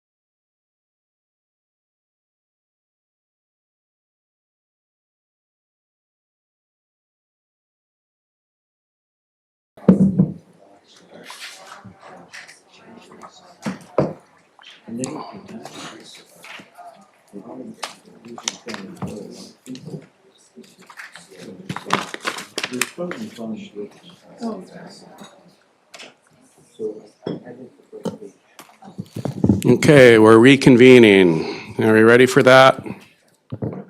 Especially looking in the back there. We're reconvening our meeting. The recess is over. And I'd like to go straight to the mobile vendor policy. Unless anyone has any opposition to that. Yeah, okay. So I'll look to staff to make that presentation. It's 5.2, and then we'll do 8.2. Then we'll do 8.1.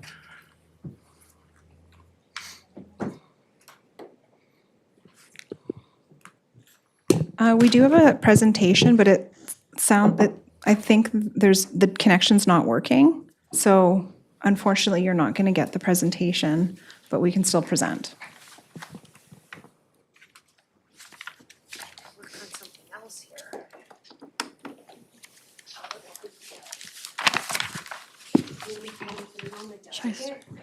Thank you. This presentation is on the mobile vending policy. So this policy establishes a clear and consistent framework for the regulation and administration of mobile vending on public and private land within the town of Gibsons. This policy is intended to support local economic activity and small business, ensure fair and transparent access to vending opportunities, protect public safety, accessibility, and enjoyment of public spaces, and ensure alignment with applicable bylaws and regulations.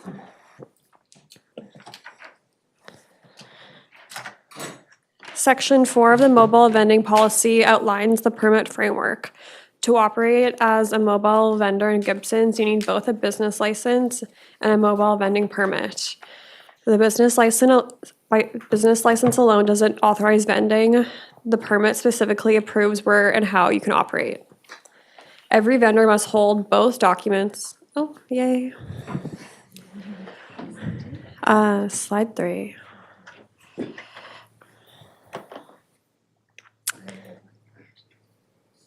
Oh, okay. Each permit is valid for 1 calendar year. Where was I? Each vendor must hold both documents before setting up. If a vendor isn't actively operating within a reasonable time frame, the town may revoke the permit. This means to operate at least 12 days for at least 4 hours a day during each month. Each permit is valid for 1 calendar year from January 1st to December 31st. They're non-transferable, meaning they can't be passed to another operator. And finally, permits may include site-specific or operational conditions depending on the location and nature of the vending activity. There's 2 different vendor types. The general mobile vending means a business that operates from a mobile unit or cart and provides goods or services to the public on a recurring or ongoing basis. General mobile vendors operate independently of a special event and may be licensed to use designated municipal or private locations for daily, seasonal, or year-round operations. Special event means a vendor who participates in a special event by providing goods or services on a temporary, one-time, or infrequent occurring basis. Special event vendors operate only for the duration of an approved special event and do not hold a standalone mobile vending location or ongoing vending authorization. This category includes vendors associated with festivals, markets, races, cultural celebrations, community gatherings, or other special events. The requirements slightly vary between town property and private property. On public land, the town controls where mobile vending is allowed. The town can change or remove locations at any time, and approval doesn't give a vendor exclusive use of a site. Vending on town property is only allowed if it meets zoning and the vendor has a valid permit. On private land, vendors need the property owner's written permission, must follow zoning, and must also have a mobile vending permit. All vendors must meet core requirements, which is $5 million liability insurance, naming the town, a business license, a site plan, a waste and recycling plan, compliant signage, any required fire inspections, and the permit fee plus a $500 damage deposit. Food vendors have two additional requirements. They need Vancouver Coastal Health approval, and they must clearly display their menu. These are the potential town-owned locations: Armours Beach, Arrowhead Park, Aurora Park, Brothers Park, Dempster Field, Dougal Park, Georgia Beach, Parkland Park, White Tower Lands, and Weingarten Park. Advantages and disadvantages that staff have identified are listed in Attachment B.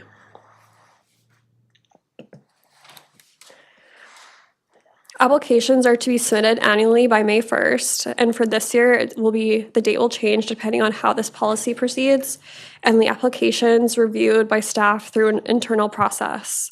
Permits are issued up to the council-approved limit.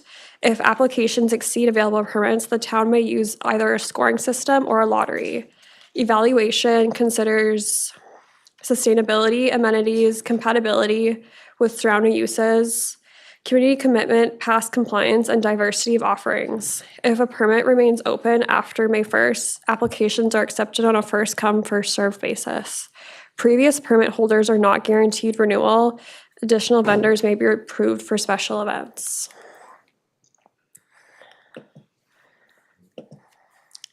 Staff seek council direction on the following. Policy adoption, that council adopt the mobile vending policy as enclosed as Attachment A and as amended. Number 2 is scale of the mobile vending program, so a full program or a pilot program with limited permits and or locations over defined period, and whether to establish a limit on the number of mobile vending permits. That council directs staff to apply the mobile vending program fully or as a pilot, and that council directs staff to limit the number of mobile vending permits to X number. Number 3 is permit allocation method, first come, first served, lottery, or evaluation. That council directs staff to allocate the permits on a first come, first served basis, lottery, or evaluation basis. Number 4 is mobile vending locations on town property, which is that council approved designated mobile vending locations on town property from the list we mentioned earlier, and that prime mobile vending locations on town property from the following list, that council designates the following location as prime mobile vending locations from the list of parks, and that council directs staff to establish mobile vending fees through amendments to the rates, fees, and charges bylaw. Thank you. Thank you. Questions, council? I'll ask first. I think this is probably the case, but would for a mobile vendor to get a license, would that be specific to a certain location? Or I mean, especially I look at these locations and I kind of wonder. I mean, if we have one or if we were ended up with less vendors and locations, if you might have flexibility of a vendor to go, well, I think I'll set up in Parkland today and try it out, or would they be specific to a location? Thank you, Mayor. That would be up to council direction today to let us know what you guys prefer. Councillor Lumley. Probably in the same vein, Mayor, that was one of my thoughts was about multiple permits, like if like allowing, say, somebody with like 6 food trucks to just go into 6 locations. Is that if they're, is that, anyway, it's not specifically put on there. Yeah, something like that, anyway. No, that's another good question.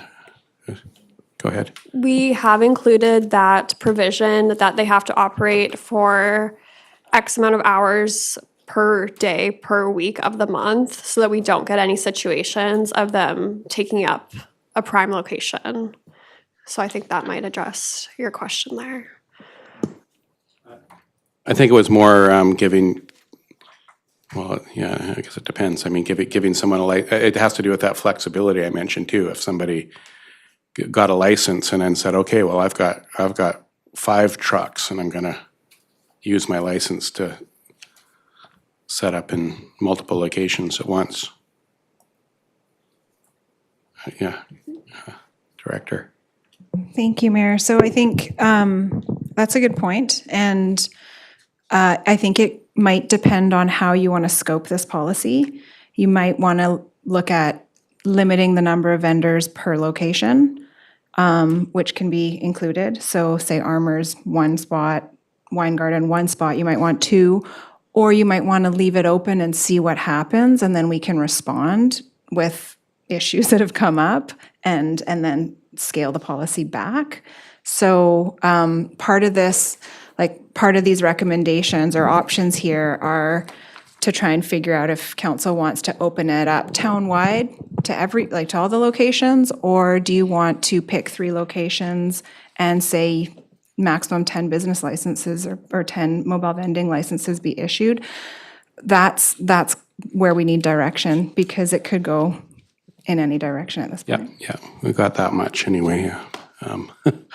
Councillor Thompson. With these chosen locations, do they take up parking spaces or is it in an area where there's not taking up parking spaces? Through the mayor, we have chosen, I've starred on the maps and the policy, different locations in the parks that don't take up parking. So part of the policy states that they can't take up parking as part of the zoning bylaw requirements, and that they should be on off-road. Yeah, thank you. Councillor Kroll, I think you were first. Yeah. Thank you, Mayor White. To Councillor Lumley's point, if someone has 6 food trucks and them sort of blitzing the community, I think we would need to, 2 things to my mind as I was going through this was that we should limit one purveyor of food truck type business, a license in the community. And I would certainly think that they should be forced to rotate through the locations, because every time I go to a location to be faced with the same purveyor of food doesn't make a lot of sense. People are looking for variety. That's why we're even considering the option of food trucks. The other thing I think we should reflect on is existing businesses in the community that have food trucks already should almost be given a preference, because they've got businesses, they're paying taxes, they're employing staff, and they have a relatively good reputation generally of providing a quality product. So that's just my comments at this point. Councillor D'Andrade. Thank you. Before I ask my second question, which is more on the lines, is the public market considered private or town land, the parking lot? Through you, Mr. Mayor, it's private land, it's under the control of the market. Okay. In that sense, so it's not a public area. Similar to the curling club, which I don't think is on here either. Yeah. May I ask the other? Because it's leased to the curling club. Yeah. Okay. But it's similar, but they're different too. Okay. It's just because we have a partnership with them. That's why and I didn't see here. But to the point, I was contemplating, I know the first, in terms of criteria, how to choose. I don't know, we might not have enough, so we will accept whoever comes. But if we have a criteria, but 2 vendors meet the same criteria, but they want key spots, right? Let's say whether Armour Beach or Armour's Beach or Wine Garden Park. And then I saw or lottery. Anyway, I wonder if sometimes in terms of dispute, you have to have 2 criteria, because if the bid is the same, how do we choose? And on the point that Councilor Crow raised with the rotation, it's interesting because it makes sense, but at the same time, I was thinking from a different angle. The person gets a good spot, but then they have to go somewhere else where there's less customers. So how do we conciliate this rotation? I find challenging. I don't think you do it. Like, I appreciate what Councillor Kroll's saying, but if I look at some of these like Arrowhead Park and I go, well, that would be interesting if somebody could make a go of it there, if they find some kind of niche. But that wouldn't be anybody's first choice, I don't think. There's just not a lot of traffic and visibility, but I'm not really opposed to, I mean, I wonder, I might be opposed to Charming Creek lands, just because it's kind of considered more of a wild area. But where would the utilities even be there? Like, was there power? No, there's no power. I don't know what kind of, a generator? Yeah, I don't want a generator going in Charming Creek lands. So that's kind of the only one I'm not keen on, and I feel like the others, why not, especially for the first year of this, why not open it up and kind of see how it goes? And I wouldn't want to, I'd want to try to support these small businesses as much as possible and not restrict them. You could put them out of business pretty easily if you say, well, you know, you have to set up in an undesirable location 3 times a week. Councillor Kroll. Through you, Mayor White, and this would be a question to staff.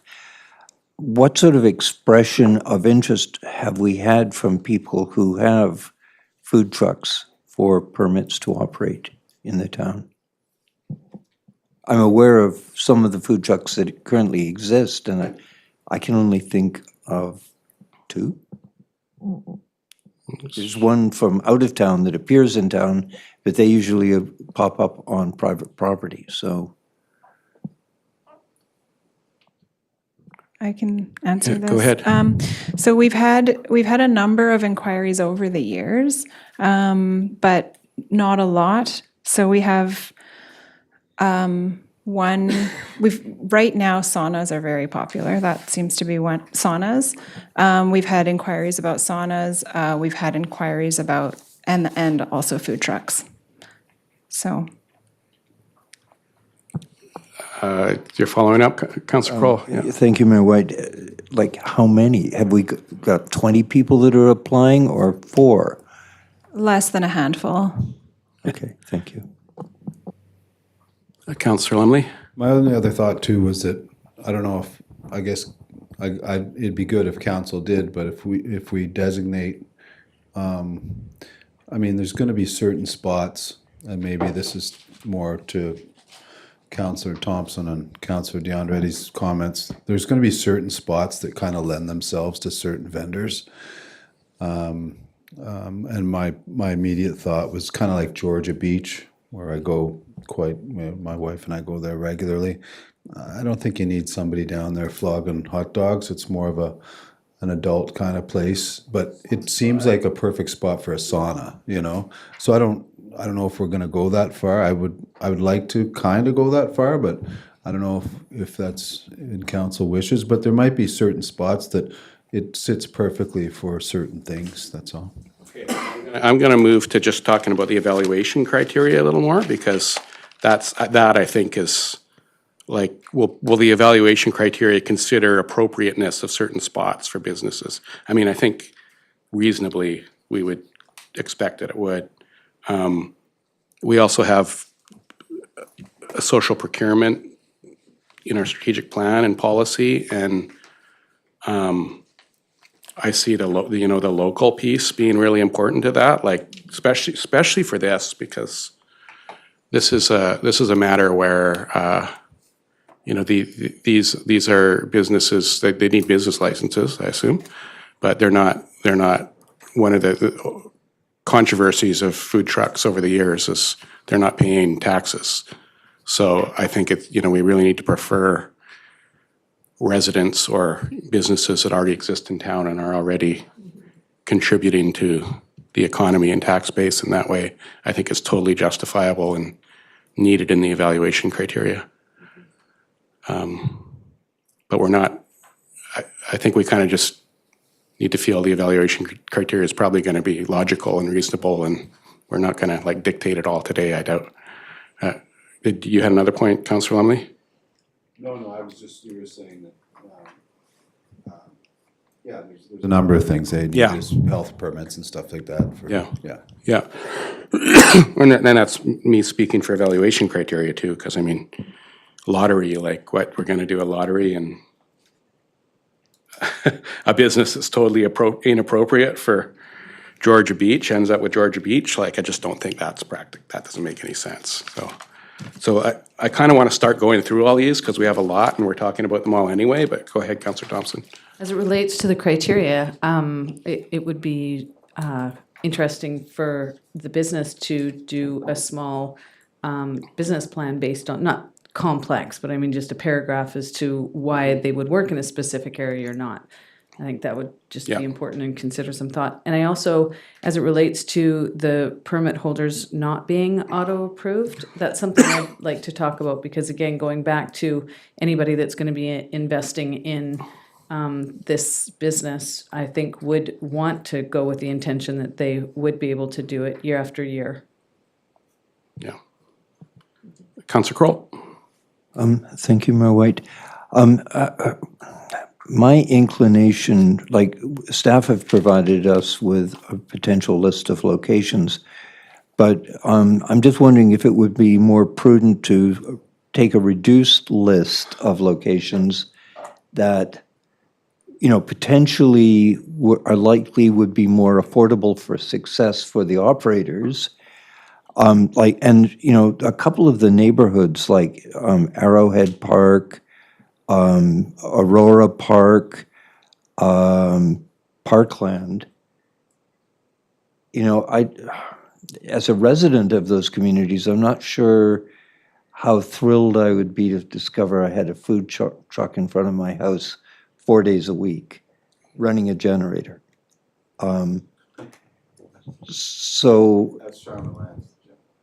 Well, Parks, like a number of these places don't have power. What else doesn't have power? What's that? Are there others that don't have power? Yeah. But what I'm suggesting, if I may continue, sir, is that we reduce the list to sort of higher traffic areas. If the operators in those areas are successful, that we actually might even consider putting in power that they could operate without impact. You know, we go to great lengths spending, you know, doing things to eliminate GHG emissions, and now we're inviting food trucks to run a generator, which aren't the friendliest things when it comes to emissions and greenhouse gas emissions. Like, I'm all for small businesses having the opportunity to succeed, but I think we should also try and make it easier for them. So I would, you know, if we want to point. We're not there yet. I suggested earlier that we go through one, like, this is set up in a way that we get to, we've got like 6 decision points here. So, and Councillor D'Andrade is already lined up to talk about something else, but I want to start getting through. So when we get to the part about deciding on locations, let's talk about that. Can we do number 1 first? Can you get the page? The page is 98. Director? Thank you, Mayor. So the first one is a consideration about whether to adopt the policy, but the numbers below it will form the policy. So just reading it again, I think number 1 should be considered last because it'll include everything below it.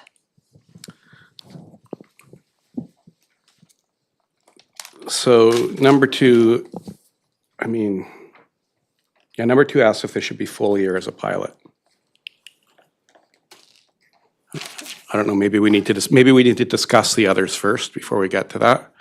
Yeah, maybe you could start at 4 and 4, 5, and then figure out the scale and how they will be, how the permits would be issued or allocated. So permit allocation method, we already talked about that, so do we prefer evaluation, scoring based? I hope you're moving it. I'm moving, but then we might have to use 2 criteria. If we have some competition, for example, Wine Garden Park, maybe 3 vendors want, but we are saying only 2 spots, and they all score the same, so. We're leaving it to staff, we're leaving it in your hands, Okay. but evaluation criteria is what I hear you're Okay. supporting. Seconded by Councillor Thompson. Any discussion? All those in favor? The motion carries.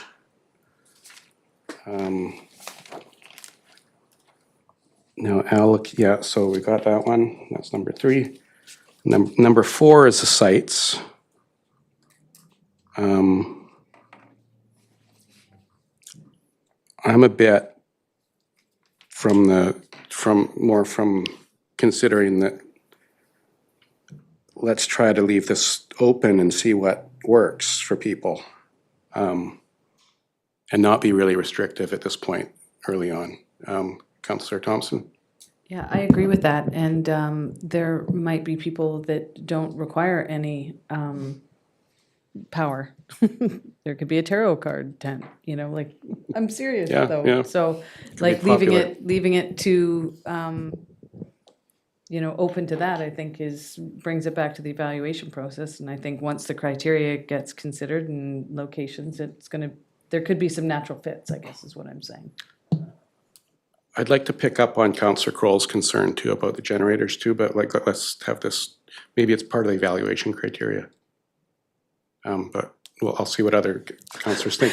Totally, Councillor Andretti? and I have Yeah. the community targets here because we're gonna be talking about CHC. And we already promised to reduce 40% by 35. And I think it's not only that, because a lot of the locations are in parks. You have the noise component, you have the disturbance, and you have the odor and the pollution. So I think, I like the suggestion that maybe we can leave it open to the public in case it's a tarot reader. I like this idea that you could sit there and predict the future of Gibsons. That will help us. But I think, The Charming Creek Trail. but I think it will be strategic if we can say this location, we can provide some electricity. So we already raised the component, because having the noise the whole day and the pollution, that would be disturbing. Councillor Lumley? Yeah, just another question. I get the whole generator thing and the noise and stuff. What about, so I know that the director of planning also referenced saunas. What if they're wood-fired saunas? Like, does that affect the fact that you're not, like, does that affect, is that an air quality issue or anything like that in the town of Gibsons? No? Yeah? I'm not sure. Would that be is that part of the evaluation? So let's make a motion. I don't think we made a motion on the locations yet, but let's make a motion that the environmental impact, including generator use, be considered in the evaluation criteria. And let's say, and noise impact. Does that cover it? Councillor Kroll? Well, to Councillor Lumley's point, like, I know there's people that go around, they have the wood-fired hot tubs. And I don't know the sauna at Davis Bay is what their heat source is.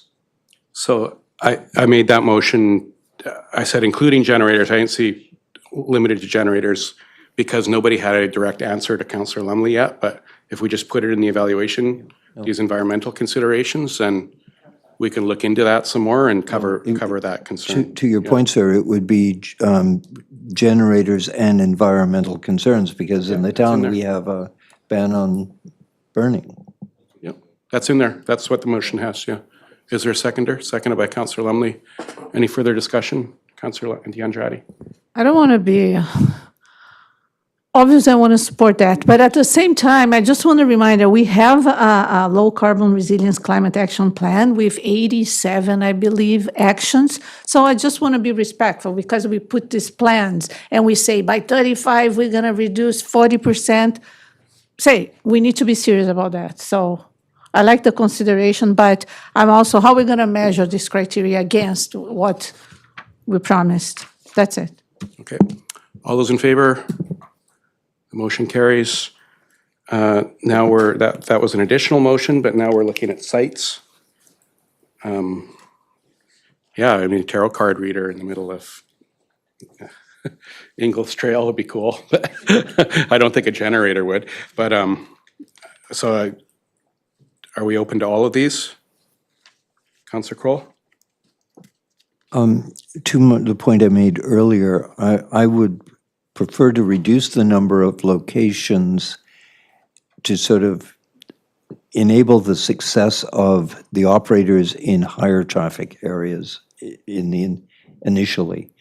You know, if we find we have a huge number of people who want to, well, we have the point of how many we're going to allow, but currently we have 12 locations, and I'm struggling to think how many purveyors we have that are going to occupy 12 locations. And, you know, to Councillor Thompson's thing, yeah, there are people who perhaps, you know, tarot cards or fortune telling or, you know, might work in some locations where people wouldn't be interested in others. But, you know, at the end of the day, what we're looking for is helping some of these businesses succeed and providing a little variety of food choices in these areas. So I think it could be challenging out of the gate with 12 locations. Yeah, I kind of see the opposite. I feel like keeping it open gives people the most opportunities and finding out what works, finding out what might be a high traffic area. But I feel like part of your rationale on that is the assumption that business owners will be forced to go to low traffic areas, and they're not at all. Like, I think we decided we didn't want to do that. So, I mean, so I see the best way of success is to keep it open. Councillor D'Andretti? Well, just something that expand my mind, just with the joke with the tarot, but I thought about maybe a truck with, or something that does massage. It wouldn't be an impact in a park that won't cause any noise. So maybe to leave open, but with the criteria that depending on the location, it's not suitable, for example, if you're going to be using a generator. So maybe that's what it is. And we passed that motion about the criteria, so. No, I know, but in terms of restricting areas, right? So it's considering, right? So maybe in some areas it would be okay to have a massage person with a chair, you know? But for a vendor with a generator, Charman Land won't be suitable. So maybe we leave it open, that's the point, but with the criteria that we will say, no, Charman Land, you cannot have a food truck unless it's a solar, whatever. I'm going to move all of them. Is there a seconder? Seconder. Any further discussion? All those in favor? The motion carries.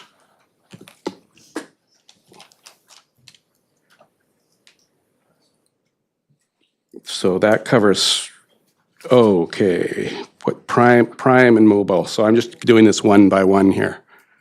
So can you remind us from the report, because we've gone down a different road, what the difference is? Thank you, Mayor. Prime mobile vending locations would mean a higher fee if you want to distinguish that.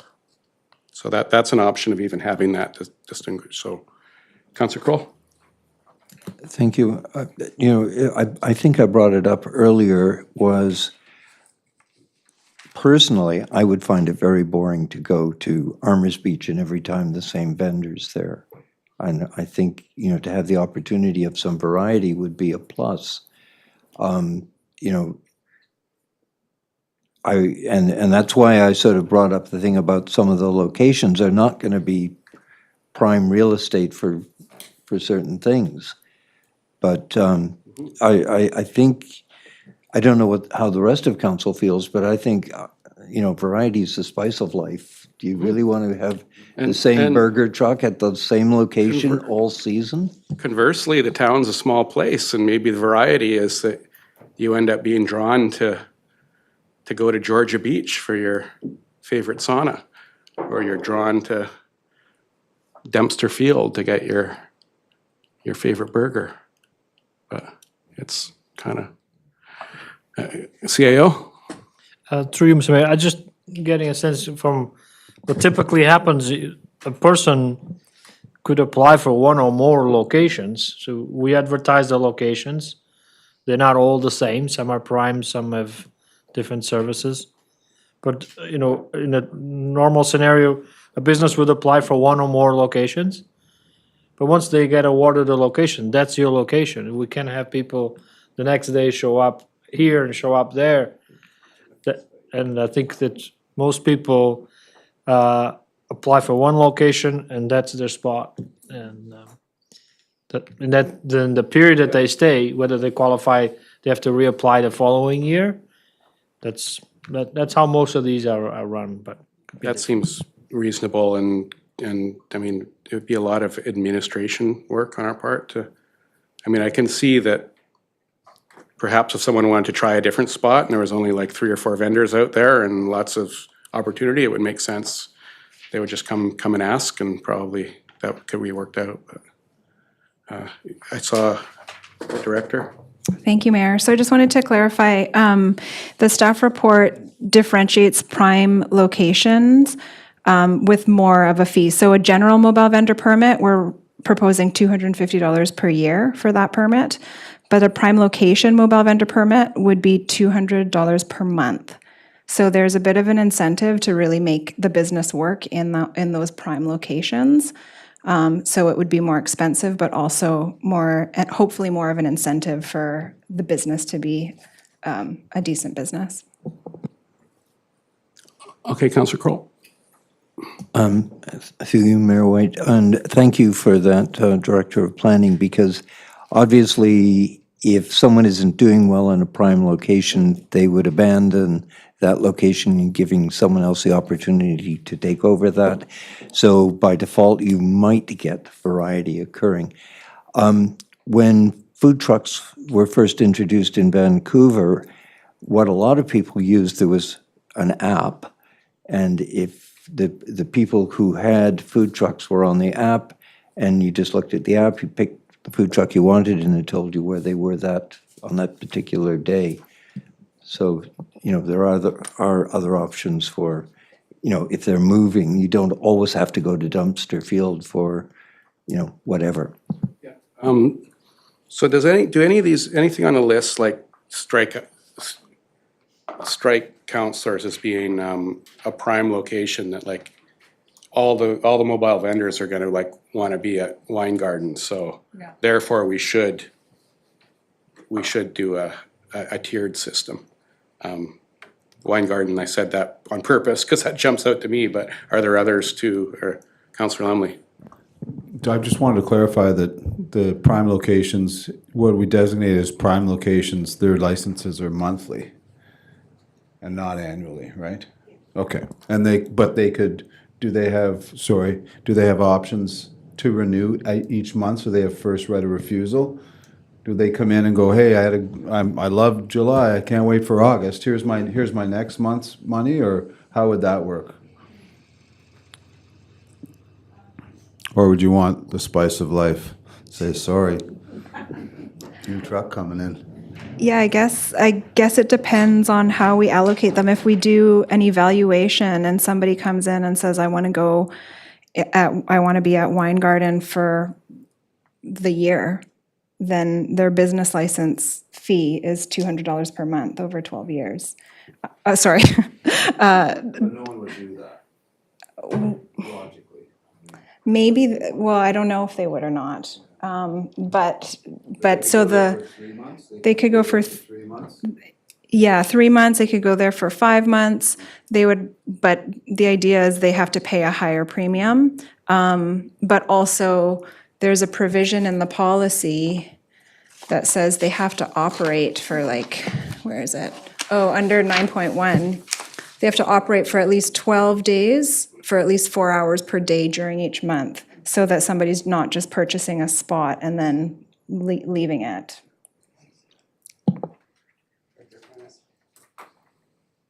Mayor White, one of the things that was mentioned very obliquely in all of this is a prime location like Armour's may be carved out and a concession lease be set for all year round, even possibly for some number of years, because that would be a very helpful offset to the increased park costs there. I think that's a whole other issue, though. I think we cross that bridge when we get to it. Yeah. do we want to designate a couple as having received that information as being prime? I mean, one advantage to it is that we might, it's just a kind of supply and demand thing. You might have a lot of vendors all wanting the same place, and if it is quite desirable, then we'd have a different fee structure for it. Councillor Kroll? One of the things that came up in the report was, for example, let's say Armour's Beach, that location requires staff to remove the bollard for the food truck to get in and out. They may decide to want to be there 12 days of the month, but they may want to be elsewhere on those alternate days, which is going to require staff to be there to let them in and out. Does it require staff to do that? To remove the bollard, it's locked. Okay. We can't make that part of the deal. Director? Thank you. So we'd have to have conversations with the park staff, but generally we wouldn't want to give out keys to the private vendor or the vendors, because those keys would then operate all the other bollards in town, and it's not something that we would necessarily want to have floating around in the public. I think we'd have to have conversations based on the specifics of the application, and perhaps a fee for having our staff go out to remove the bollard and replace it. So if somebody wants to set up and be in the same location with their truck for a month straight, they would pay $100, and then that would get the bollard removed and replaced when they're done. If they wanted to move in and out every 2 days, they would have to pay more for the extra effort that would take for our staff to attend, and it would just be basically a cost recovery for our staff time. If they wanted to do so outside of regular business hours, then that could potentially require a call out at overtime rates, and that would have to be established through, my recommendation would be to establish that through the individual permits based on what specifically is being proposed by the applicants. We've got a long agenda, we're getting really into minutia here, and I think we just need to have confidence in our staff to look after the minutia in the way that the director just discussed. I don't think he's opening it up to say okay, let's micromanage that. Now, but that did speak to the mobile vending fees. So number 6, that council directs staff to establish mobile vending fees through amendments to the rates, fees, and charges bylaw. I think that's an easy one to pass. Moved by Councillor Kroll, seconded by Councillor DeAndrade. Any discussion? All those in favor? The motion carries. Can we look at the number of permits? Overall number. Councillor Kroll, anything in anyone's head here? Well, currently we have 12 locations, so 12 sort of immediately sort of pops in, but on some of the prime locations, they've indicated 2 spots. Do we want 2 or 3? Do we want 3 vendors at, let's say, Brothers Park? The other thing is that there is a food concession stand at Brothers Park, which is frequently used by the sports groups for fundraising opportunities, and now we're sort of cutting into that if we're suddenly allowing food trucks to come into the property. That's a good point. I don't know if that's been considered, but it could be, again, evaluation criteria of we don't want to be competing with other nonprofits that are doing fundraising. Where were we with that? I didn't hear a number though. I don't see these filling up. The question was asked, how many inquiries do we even get? And the answer was less than a handful, not even a handful. So, Councillor Thompson. To Councillor Kroll's point, 12 vendors, 12 spots, but there is the potential that there could be 2 or 3 vendors in a year in one spot as well, right? If you had something that was seasonal, as an example, and you don't want to have your gelato truck at Armour's Beach, you want to have a sauna there in the wintertime. So can we just maybe do a cap?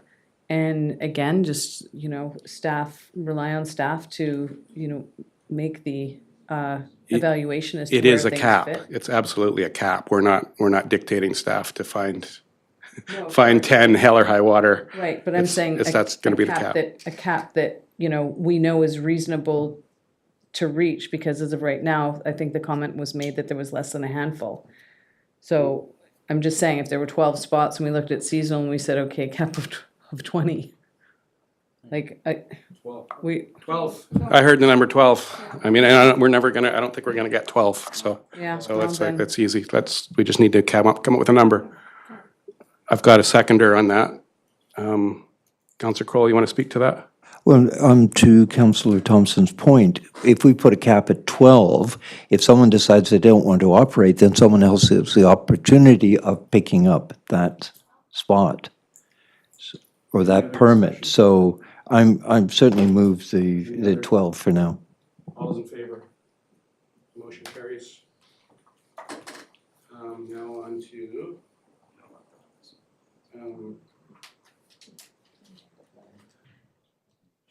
fully or as a pilot? I mean, it's kind of like if we adopt it fully, we're open to change. We're probably going to look at this again in a year and review it and go, okay, well, maybe we need more or less licenses or something. Only makes sense to just start it out. So I feel like it's kind of a pilot anyway. So I'd say fully. Oh, yeah, I moved that. Okay. Discussion? Council? Okay, all those in favor? The motion carries. That council adopt the mobile vendor policy enclosed as attachment A and amended. I don't get the amended part. Is that just the, or just those are the motions we just made? Those would be Okay. the motions, yeah. And the one that I didn't hear about was the prime locations. Neither did I, so Okay. we moved past it. I'm just waiting for somebody to say, yeah, I love, like this, it should be this or that, but nobody did, so I think we're just gonna not do prime locations for this year. I mean, it's just this summer.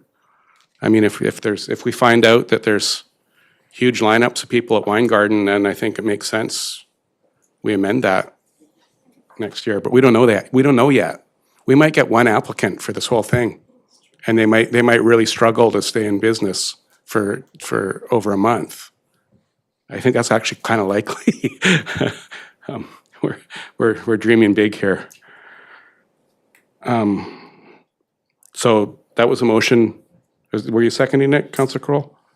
Or Just for clarification on it, so we're saying all the locations will be available at the lower rate?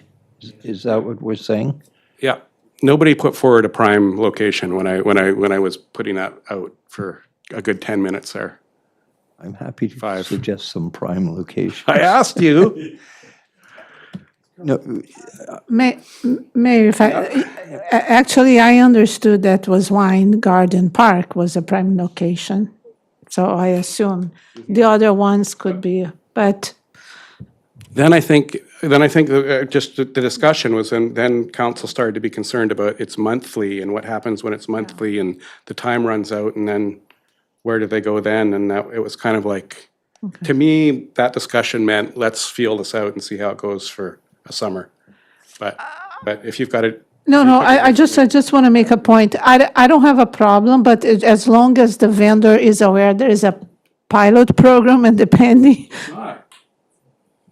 No. We just passed, it's not a pilot program. Oh, okay, but in terms of the fees, that this is just, that we may change because. We can change fees on anything, anytime we I want. know. It just feels like a jump, right? Yeah, Yeah. okay. I mean, we're not going to do it in the middle of summer, but I mean, after the summer, we'll probably review this going into next year, yeah. So where are we at? Again, do we still? So we still need to move the main motion about, I'm waiting for a seconded by Councillor Lumley. Any discussion? All those in favor? The motion carries. So I think that's everything.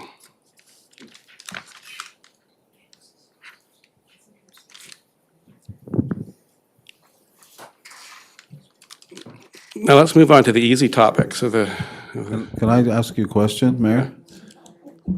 on what? Is it on the agenda? No, I've just, something's, I don't know if it's good or bad, but our meetings can keep babies asleep. Yeah, well, I mean, there might be an opportunity to maybe, revenue generation for childcare, yeah.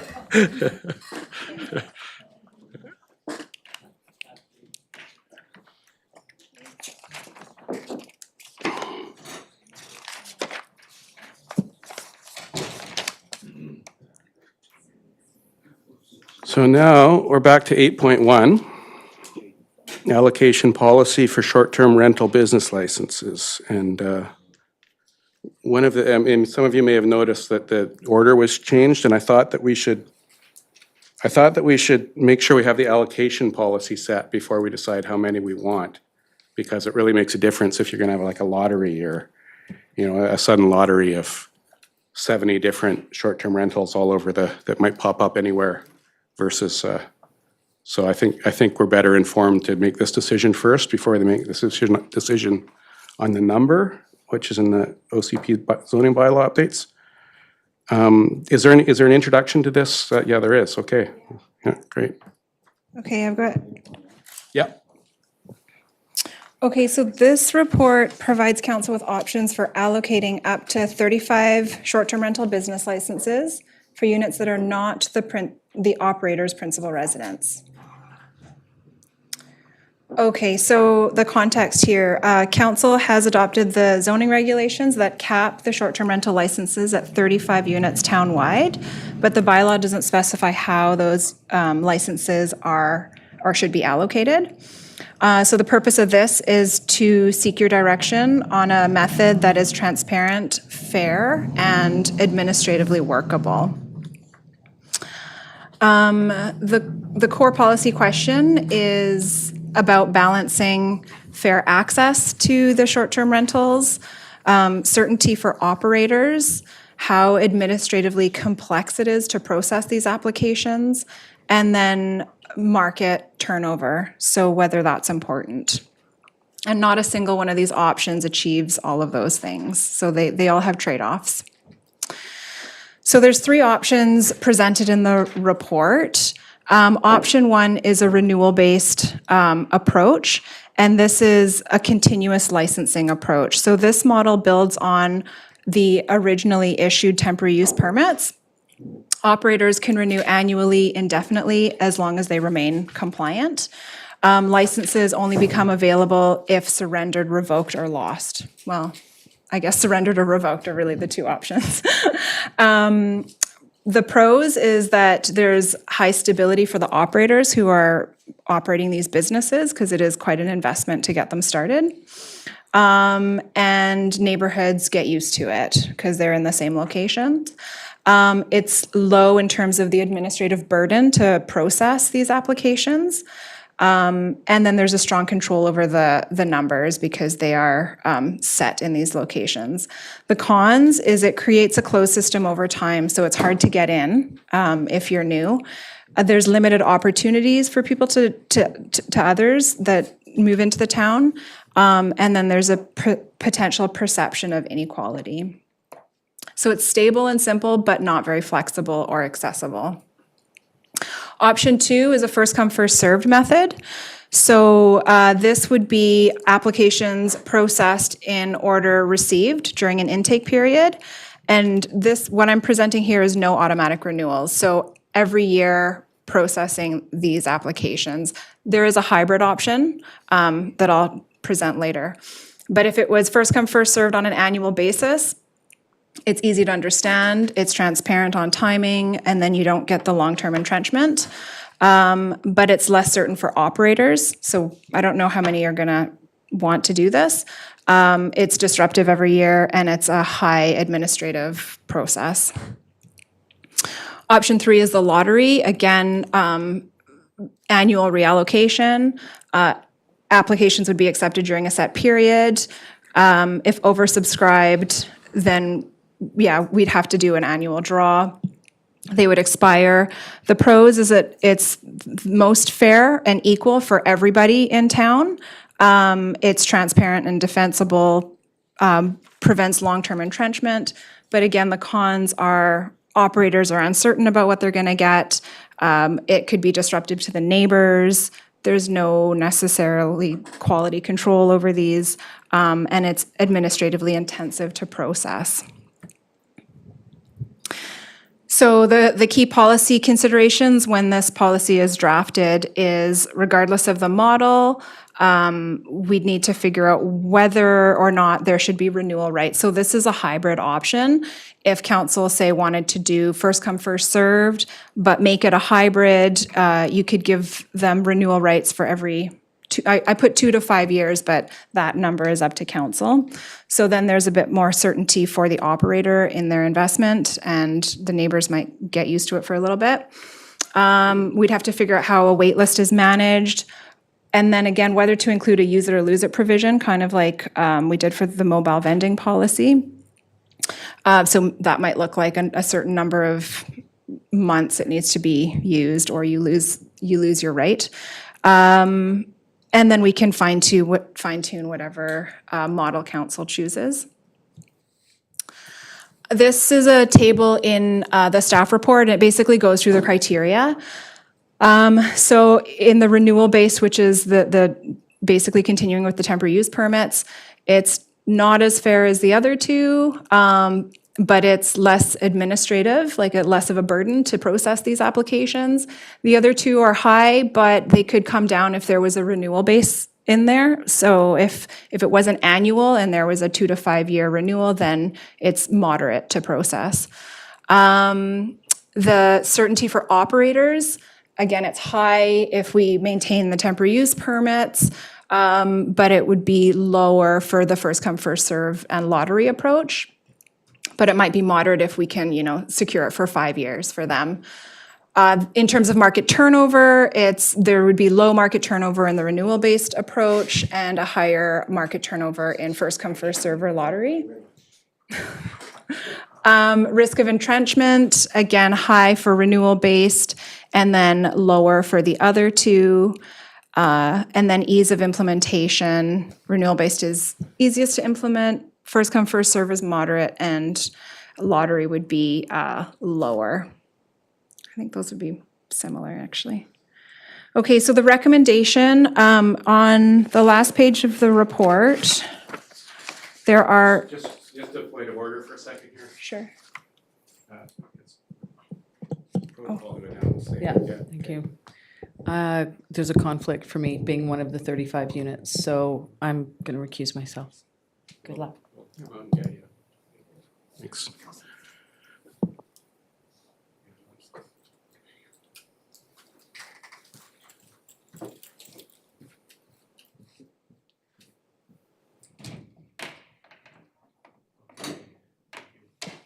Thank you. So the last page of the report presents 3 options. Option 1 is to select one of the approaches. Option 2 is to select a hybrid. So what I've put up here is actually option 2 with a renewal. And then option 3 is to provide something else, another direction. Thank you. I've got a lineup of speakers already. I don't know if they're questions, but I mean, to me, it's a pretty clear choice. And I'll just say right off, fair is a bit subjective, and lottery is the most unfair option in my view, especially considering continuous renewal. So I'm gonna put forward, continuous renewal, option 1, and based on continuous renewal. And if there are further questions, I do have a question myself on that, but that's seconded by Councillor Andretti. Any further discussion, Councillor Kroll? On that particular thing, no, but I do have questions. So when you're saying continuous renewal, now that's everyone currently just gets grandfathered in if they apply. Yeah. And then I guess the follow-up question is that, if later, if we as some drop off, let's say some might drop off, or if council decides to increase the number of the cap, what happens for new applicants? The approach, I think, that was in the report was to do continuous renewal and then first come, first served for the wait list. Okay. Councillor Kroll? Two questions. Is of the 35 we currently have, are all of them occupied? Are they all, we have 35 allowed, they're all currently operating? They're all active, but they all have different, like, rates of bookings, if that's what Okay. you're asking. And follow up to that, how many people do we have on a waiting list? Zero, none. Okay. And Possible one on a wait list.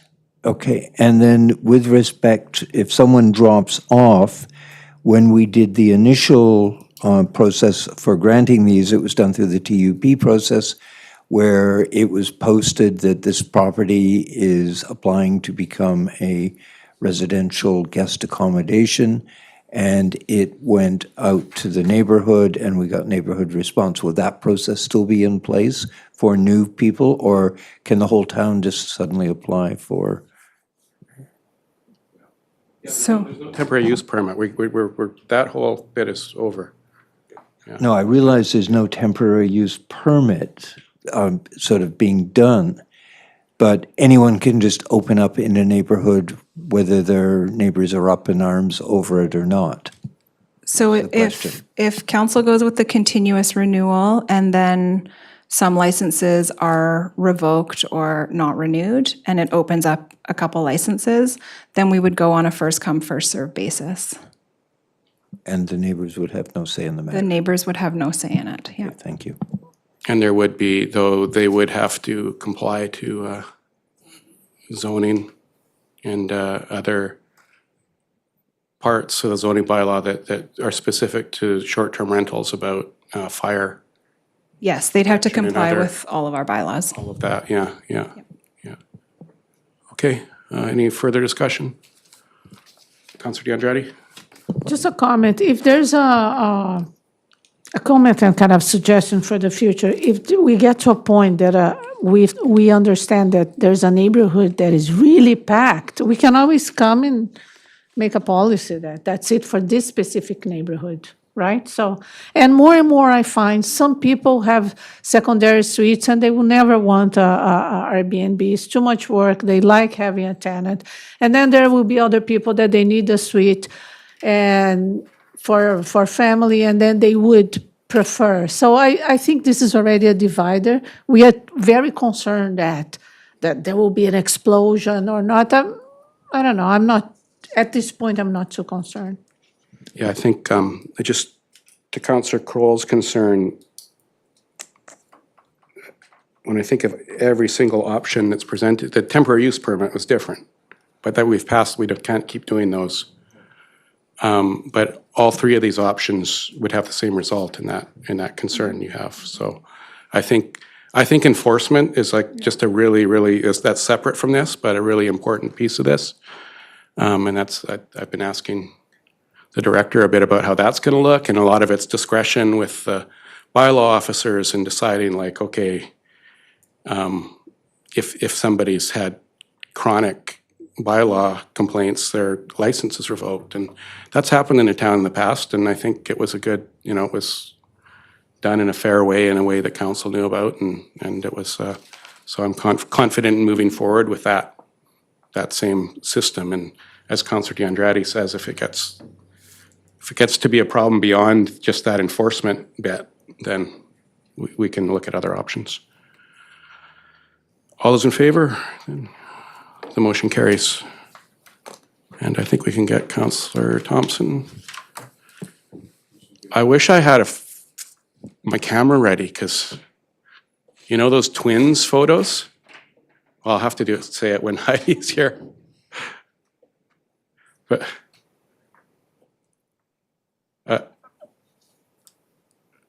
when I was sitting here and a citizen walked towards me to leave wearing the exact same outfit that Heidi's wearing, like right behind her.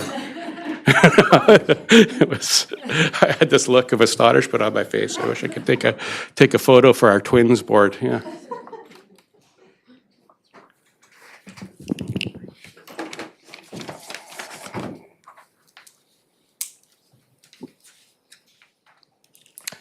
So now on to bylaws, the housekeeping updates to OCP and zoning bylaw.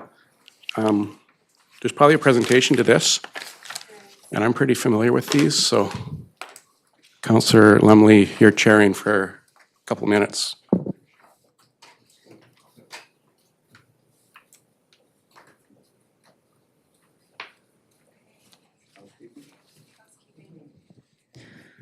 So I've got a slide deck here. I've got 9 slides that go over it at a pretty high level. So this report is seeking first and second readings on the first amendments to the new OCP and zoning bylaw.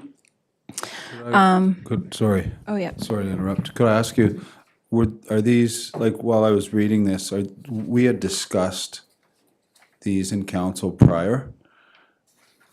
During,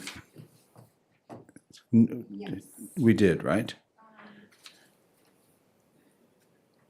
Like, is anything new? Some of them, the details might be, like, the intents are the same, Yeah. but the details are ironed out and more clear. So, yeah, but a lot of them were like the higher, like the policy pieces were discussed. Okay. Yeah. Should I keep going? Okay. No worries.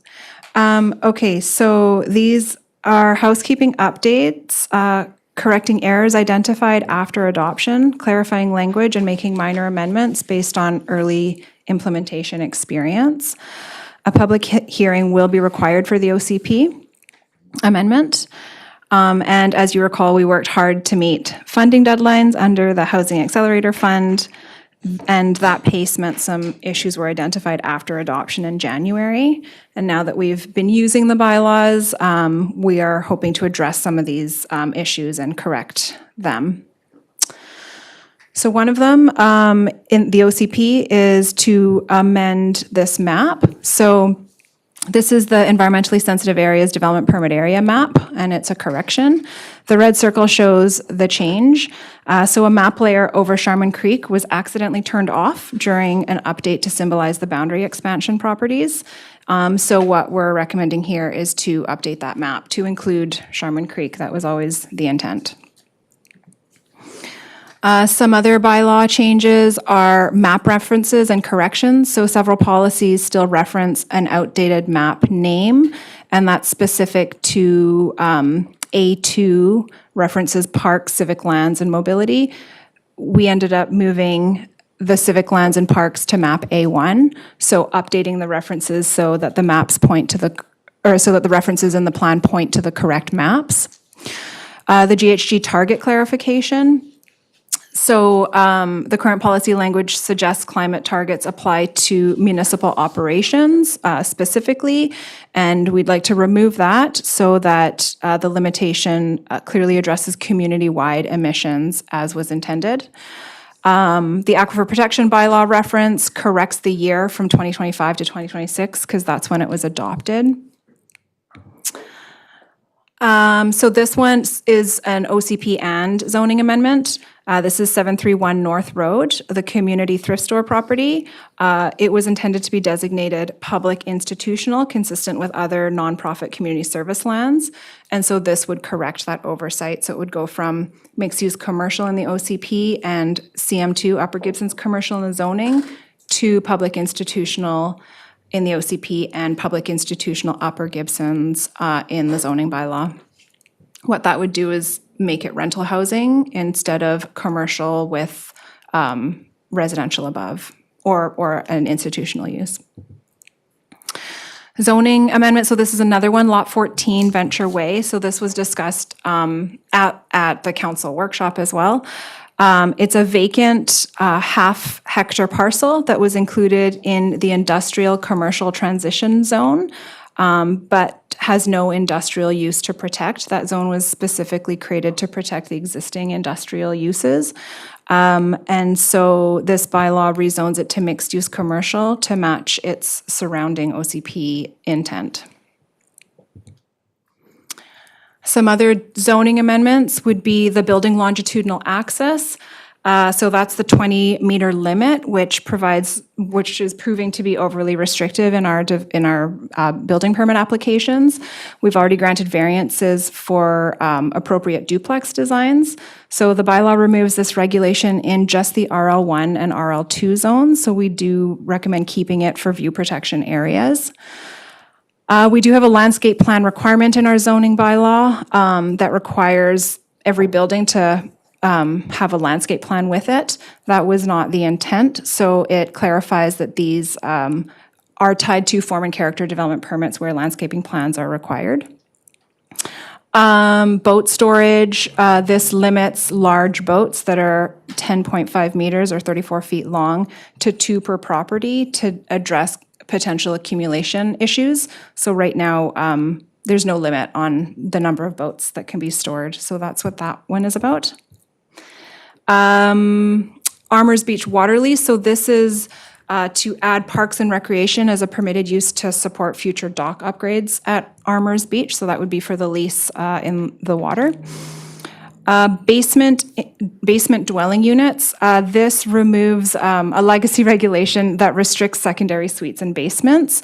And this is just to rely on the BC Building Code because it already addresses the safety requirements. Impermeable surface definition. So this is an update to include underground structures that are covered with at least 0.6 meters of planted soil. This provides design flexibility for underground parkades while still meeting stormwater management and greening objectives. Short-term rentals, so this might be more of a discussion. One is explicitly exempting the CM1 Lower Gibson zone from the 35 license cap. So right now, that was the intent, but it wasn't clearly stated. So if we do this, it frees up 2 licenses currently counted against the cap. And then the other consideration is for whether council wants to increase that 35 license cap for non-principal residents short-term rentals. And then the technical update is to clarify how gross floor area and building height are measured for consistent application across all proposals. So I can answer any questions if you've got them. I went over them pretty quickly. But there's 2 options in the staff report. I'm recommending option 1, which would be first and second reading. And given the extensive consultation during the OCP and zoning bylaw development over the past 2 years, not going with the early consultation for these housekeeping items, the approach could bring, if we go with option 1, this approach could bring final adoption to council in summer, which would be before the election.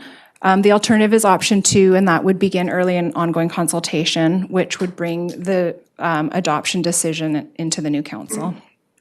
Thank you. Let's speak on that quickly.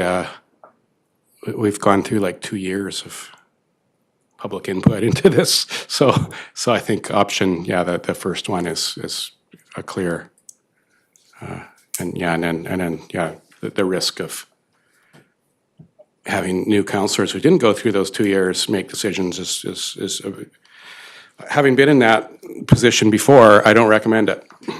So I think that's a clear decision that we should go for the first option. Councillor Lumley? Yeah, did you move that? No. Are you moving that? No, I think there are definitely going to be questions on some of these details, so we're going to do questions first. Well, I was going to move it and discuss, but question is, option 1, obviously we move it. It takes the commercial out of the 35, right? But doesn't, the other one was just a thought. The cap? The non-principal residents. Yeah. That doesn't put them in. Okay, great. That's correct. That's good. Okay. Do you have questions? Well, I have. Councillor DeAndrade does, so. Well, the first one is actually, I think there's a kind of a typo here, because when, and this, I don't disagree. It's the greenhouse target policy. So the amendment is that using 2007, the baseline, the town is committed to reducing greenhouse gases by 40% by 2030, 60% by 2040, and becoming carbon neutral by 2050. I believe this was the goals of the corporate town because the community target is different. And the amendment is to include the community. So if we are going to look at the community, the target should be 40% reduction by 2035 and 80% reduction by 2050. It's just for consistency. So, and the 40%, I don't know where this number came. Sorry, the 60% by 2040, I don't know where this, but I believe this is the corporate target, which it's a little bit more ambitious because you have control while the community we don't. So that's just an amendment. Typo that needs to be. It's here if you. Yeah, I'm just, doesn't help me really.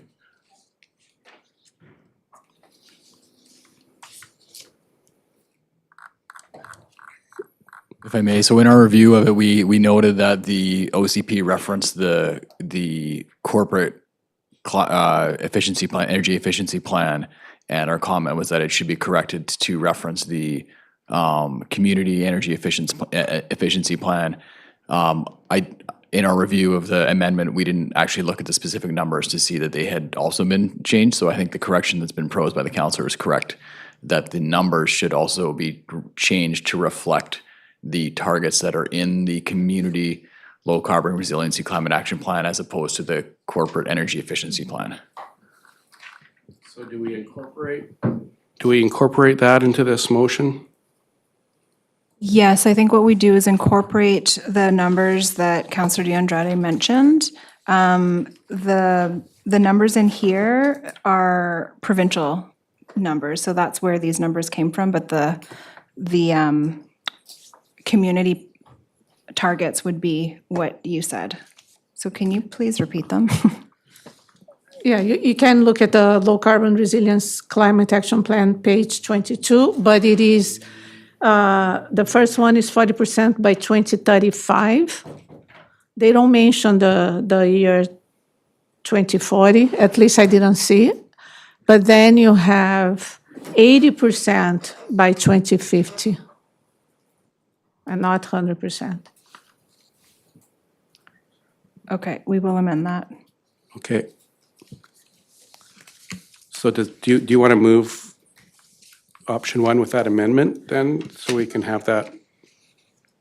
Or is there Well, an opposition to it? I have a concern with one of the Okay, well, that would policies. be the- And I would like, if it's possible, to remove from here so we can discuss, because Got Councillor Kroll to, Would it be more prudent to just say that what we're doing is aligning with the community plan and leave numbers out of it? Because over the years, numbers have changed. And are we going to have to go back and redo an amendment to our OCP to align the numbers just because the provincial or the federal government or the United Nations have changed the numbers? So can we just not say community plan? I think an alternative argument to that would be like, what's the good of a community plan if it's not put right into the OCP? I'm saying the community plan is in the OCP, but not citing the specific numbers, because I've sat on the climate. I've had so many people wanting to speak now. We can't do that, unfortunately. So we do have to put in targets in our OCP. This is just one thing so far. Okay. This is going to take a while. So Councillor DeAndrade, do you have something else to ask a question about before we put the motion forward? Yeah, I'm looking for the page, sorry, I got lost. It's a concern with the building longitudinal axis. Can you turn your mic on? Sorry, Mayor. It's a concern with building longitudinal axis. The report refers that we've dealt with this before in Parkland, but I think the situation it's different in Parkland. And also, I found interesting that the report also suggests that we don't include the areas that are currently under view protection, which to me, it's clear to say increasing the longitudinal axis will impact view protection. And my specific concern is the areas that were in the past under view protection, which include the RL1 areas, and now we are going to pass this, and we don't even understand the impact on views that we were really careful, especially in Lower Gibsons, where you had all this area that was under view protection.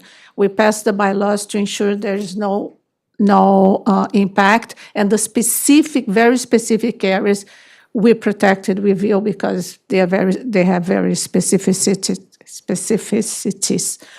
But my concern with this generalization is now that we don't understand the impact. And so we might end up in Lower Gibsons in RL1 with impacts in the neighborhood. And I'm concerned, I would like to remove this from the amendment, actually, because I would like to vote everything else in favor. May I? I'd really like to give staff a chance to respond to that. Sure, I can speak to that. So we are recommending retaining it in the view protection areas, so that it is staying there. We're just recommending removing it from RL1 and RL2. We've had, other than the parkland variances that were processed, we've had two other properties who building a single family on a difficult site. And we've had a duplex on another site that have both exceeded the longitudinal axis. Luckily, they had form and character permits in place, or they had development permits in place that basically grandfathered the design, but it seems to be coming up. It's come up multiple times, and so that's why we're recommending removing it. And it also limits small-scale multi-unit housing development. And we'd still rely on the setback in the rear, the lower height, and the maximum building height to restrict the size of the building. I think fundamentally here, there's just been a misunderstanding of whether it applies to the view protection area or not. So could we try to, no? I don't have misunderstanding. To me, this is clear. I understand the purpose, so. Well, no, I'm hearing two different things, Councillor What I'm DeAndrade. I'm hearing you say that it applies to the view protection area, and I'm hearing staff say that it doesn't. So let's try to figure out okay. what the language is that's confusing so that we can sort it out. Thank you, Mayor. Okay, what they are saying is the BLA will not apply in the view protection, but the ones that we created in the OCP amendment, so these areas are safe, but all the other areas that were former in view protection in Lower Gibsons, we don't know the impact, and we might end up having impacts. And I really don't want impacts in the neighborhood because we work a lot heights to avoid any impact in the future. And the argument is to say that this won't impact these neighborhoods. That's not, to me, is not true. Otherwise, you wouldn't have the recommendation that does not apply in the view protection area. So to me, is to say this will impact the areas that were formed in view protection in Lower Gibson. And I'm really concerned because I don't want problems. I think I know we and that was my initial concern in removing view protection from these areas, because view protection is good for everybody. It protects a big amount of people, not just one group or one person. And I'm concerned with this. So perhaps in Upper Gibsons, this is a great legislation, but I'm not convinced that this will not impact the slopes of LL1. We hear you.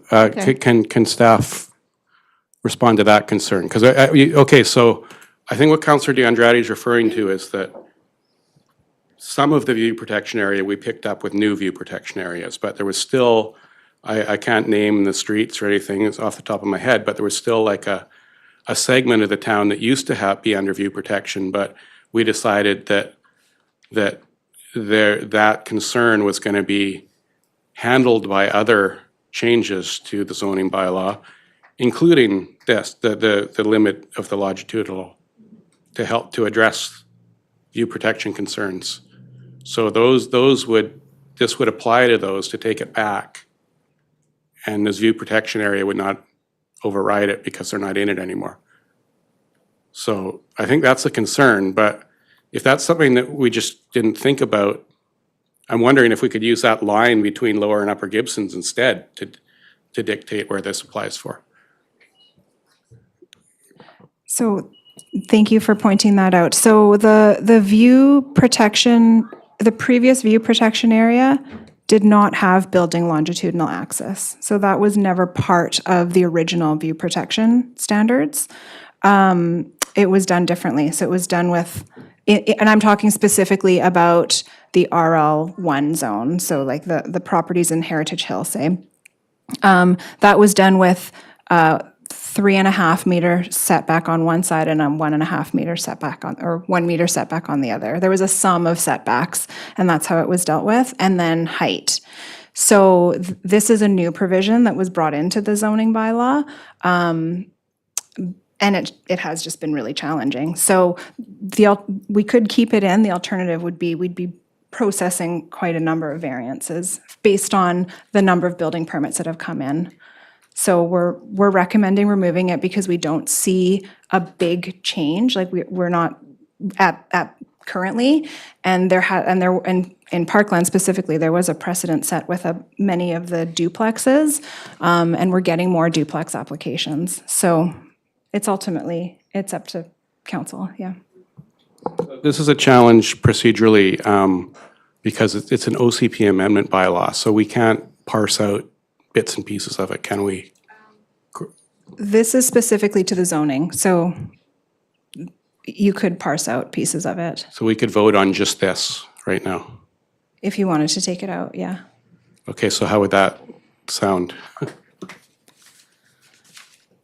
So in bylaw 1342-01, it's 2C.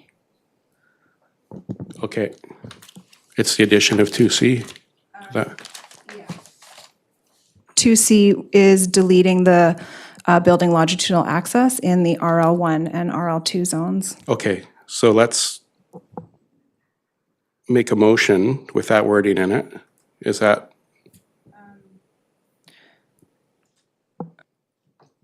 You want to put a motion on to remove it from the amendment? No, to just do it alone. Oh, We've got a procedural issue here where we've got at least one counselor wants to vote against just this, but not the rest of it. So as chair, usually when it's requested of me to take things in bits and pieces, we try to do that. We try to accommodate it, so. That was my first question about, can we parse this out?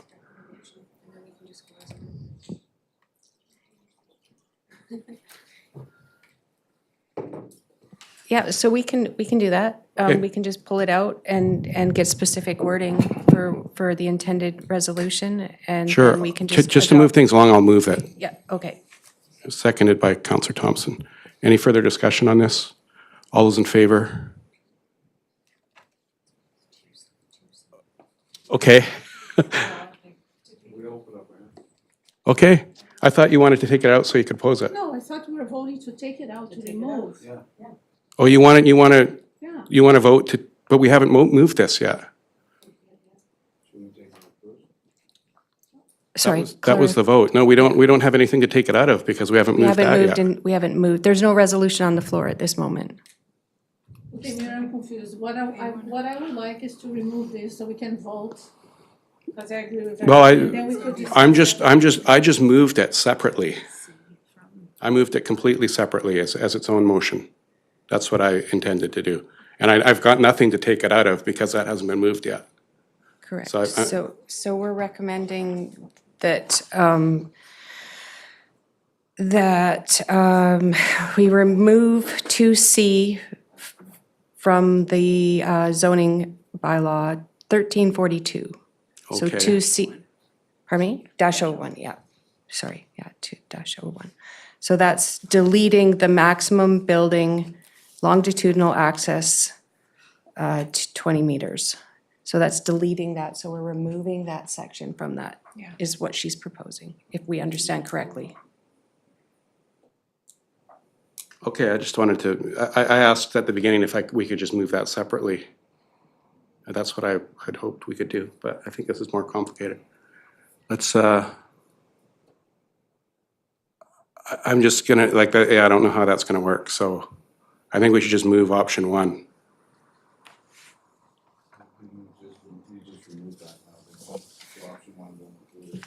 Okay. It could be as amended, including this amendment. But it is, we don't want to amend it.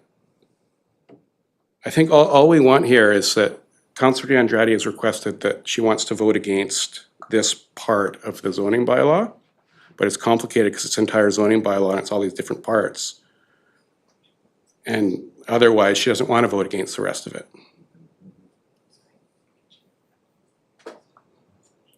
So I was hoping to just put forward the one and then she could vote against it and then we'd do the rest.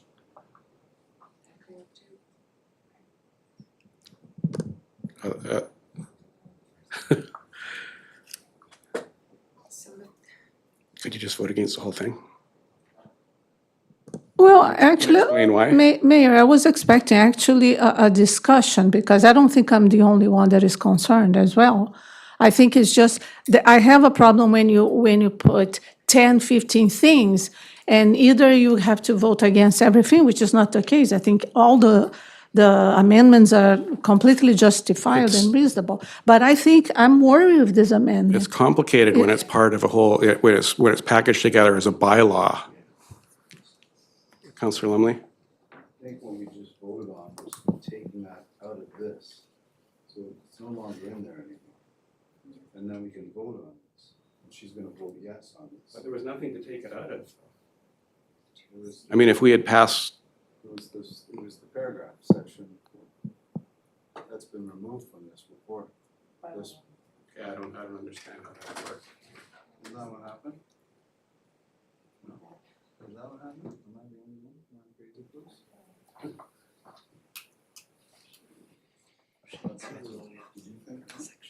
It's all just a draft bylaw on an acre right now. It's not, nobody's moved it yet.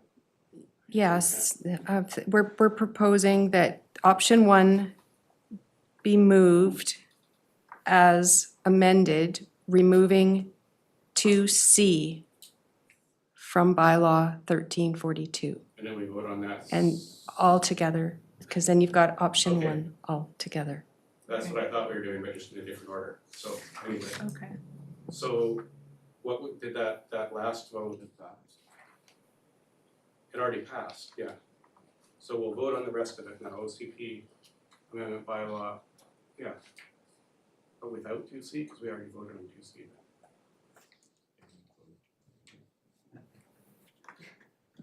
I didn't actually hear it seconded, so Okay, so we'll go back to that. Okay, there was no seconder for that motion, let's say that. 'Cause I know there I know was, we seconded it, but hold on. Mayor, I don't understand what's happening actually. So Neither do I. can I Okay, move, but then we, Join the club. may I move option 1 as amended? What's the amendment? The fact that we took out the business about the longitudinal axis. I don't know how you can do that. Yeah. We've taken it out so we can amend that portion. And then I'm suspecting that once it's discussed, it would be re-included. I can't get my head around this personally, and I've got to chair this meeting, so I want to follow our corporate officer's advice on what we should do next. That's the only person I'm going to listen to. Sorry to put the pressure on you. Okay, so we've got option 1. I think the path of least resistance here is so we've got the first part for 1339-01 be given first, second, and third reading. That council consider bylaw 1339-01 in conjunction with the town's financial plan and any applicable waste plans, and that zoning amendment bylaw 1342-01 be amended as follows to remove deleting 2C and be given first and second reading. And further, that council directs staff to schedule a public hearing. Okay. That work for you? So then, after that, we're gonna have to do 2C separately, and it'll have a public hearing and everything. The bylaw that went forward for the public hearing will have 2C removed. Okay, that's not what we want. See, that, I think we're misunderstanding each other. Look, as chair, I've got a rule on this. This is way too complicated. We have to vote on this bylaw as a package. I'm sorry, Councillor DeAndrade. It's just too complicated to start taking bits and pieces out of the bylaw. And I think, I really invite you to state whether you're voting for it or voting against it. I mean, state on the record that you're still opposed to one piece, whether you're voting for it or against it, and you're supportive of the rest. I think just state that on the record, and that's how we're gonna have to proceed. And I have to make that decision as chair, and if anyone wants to challenge that, you're welcome to do that. Okay, Mayor, my concern is not that the public knows my decision. My concern is we could not have a discussion about this specific, how this would impact Lower Gibson specifically on the RL1. And we don't have a choice. We have to accept everything or deny everything. And that's the We problem. did have the discussion. If you have more to say, yeah, go ahead. Okay, thank you.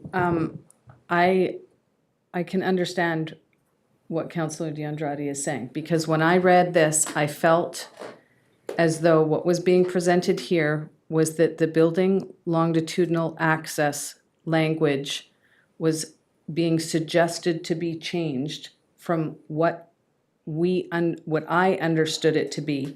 So the proposition here is, however, staff recommend keeping building longitudinal access in the bylaw to regulate massing in view protected areas, but not RL1 or RL2.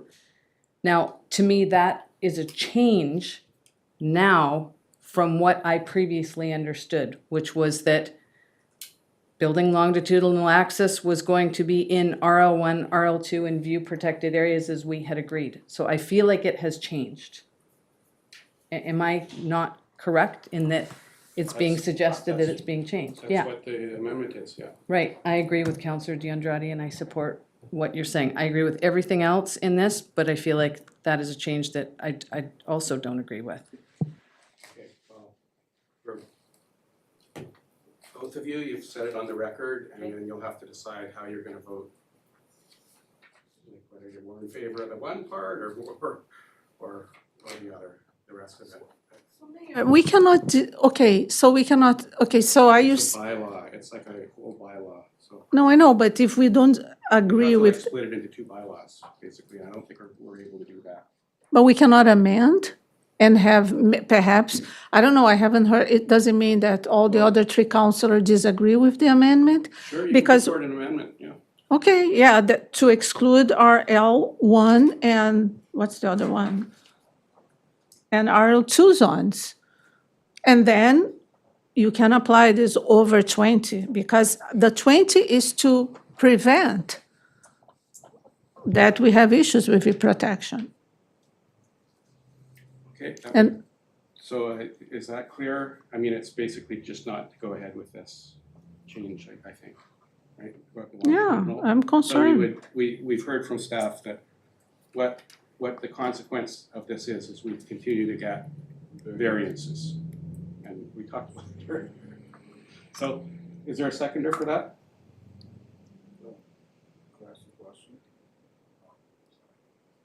There's no seconder. Seconder, sorry. Oh, Say it again, please. is there a seconder for that? Yes. Okay. So that amendment is on the table. You've got a question about this specifically, Councillor Lumley? I was wondering if, would these variances specifically come to council, or is that something that planning would? Okay. We already had one. Like, we had one, and Councillor DeAndrade, you were the first person to say, like, are we gonna get, like, shouldn't we handle these in a more, like not one-off basis? And I said, I assured you, yes, that's gonna be coming in this amendment. So now if we take this out, we're gonna be doing multiple variants that are gonna variances that will come to council. And I suspect, I mean, Councillor DeAndrade, you also spoke to the idea of a precedent. In some respects, we've already set a precedent because we approved the first one. So we're just gonna have to go through them all one by one when they come in, if this amendment passes. Mayor, just. Go ahead. I'm asking. Mayor, my concern. Is there further discussion, council? That's Okay, how we yeah. have to proceed. Go ahead. No, my concern is, especially in Lower Gibson, because they used to have view protection, and the view protection was something really important to preserve the character of the neighborhood, the whole thing. I don't even live there. It's not me vested interest. I'm talking about, I'm concerned, and we don't understand the impact. And I'm even, okay, if we could even amend and say Upper Gibsons, perhaps this is okay. Parkland is neighborhood, but we have a specific neighborhood in Lower Gibsons. And that could have an effect that we don't understand. So that's the problem to me. We make policies without really understanding the impact, and I'm concerned. Two things. One is to generalize Lower Gibsons like this isn't accurate, because some of Lower Gibsons does have view protection. There's still view protection in Lower Gibsons, and we even, for Heritage Hills especially, we added that as our final decision. And secondly, this longitudinal, we heard from staff already about this. It didn't apply to the previous view protection, is what staff has already told us. So this would be this would be no change to what was previous. And I see planning staff. I trust our staff. It is true. No, it's not what they said. It is true. Go ahead. Yeah, thank you, Mayor. I just thought I could add some context, is that we created the longitudinal axis when the building height was still higher in the draft bylaw. And before, we also added view protection, additional regulations in the Heritage Hill area, for example, like the rear yard lower height. And we have setbacks still that contain the building massing. But what we're finding is that with current applications where even a reasonably sized single family or a duplex is limited by the longitudinal axis. So in trying to implement threeplex and fourplex as an option, those most certainly would need a variance, which may contradict provincial legislation also. The amendment again is to remove this longitudinal access from the bylaw, moved by Councillor DeAndrade and seconded by Councillor Thompson. Is there any further discussion on this? All those in favor? All those opposed? Yeah, well. So we're looking at amendments one by one.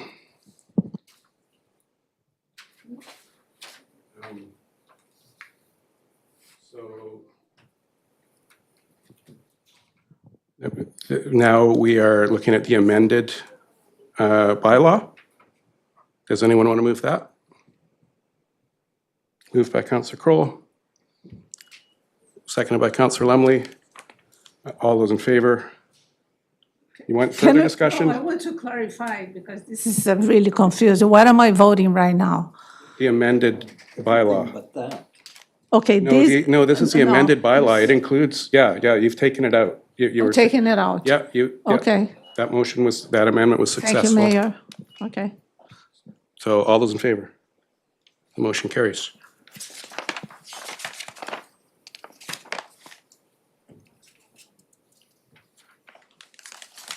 Now we'll move on to correspondence.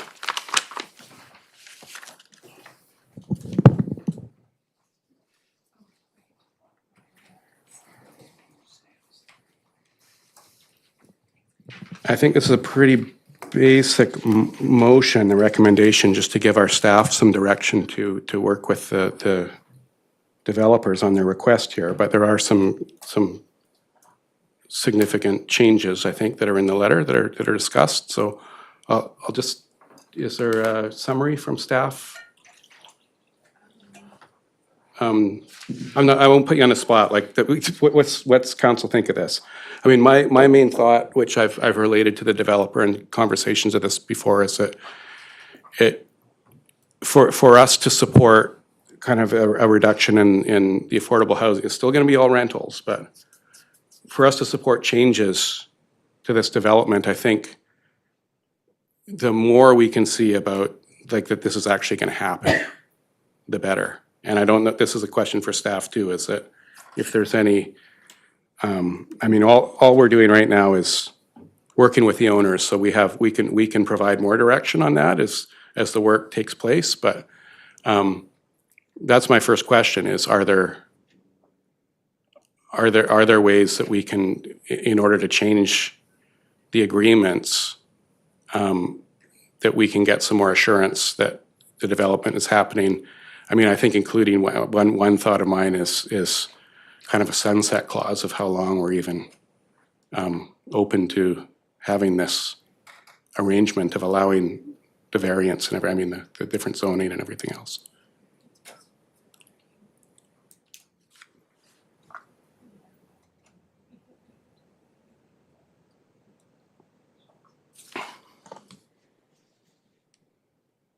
So, thank you, Mayor. We don't have the building plans in front of us. So at this point, it's a conversation about reducing the height and hopefully meeting the bylaw, meeting the parking requirements. So what we're looking for from council is whether there is support for this change in direction. We haven't brought council the housing agreement yet because we hadn't come to an agreement on the car share or the details of the housing agreement. And so this is a pivot from what was originally proposed. And so that was the idea, to bring it to council to get some direction on whether council supports this change in direction.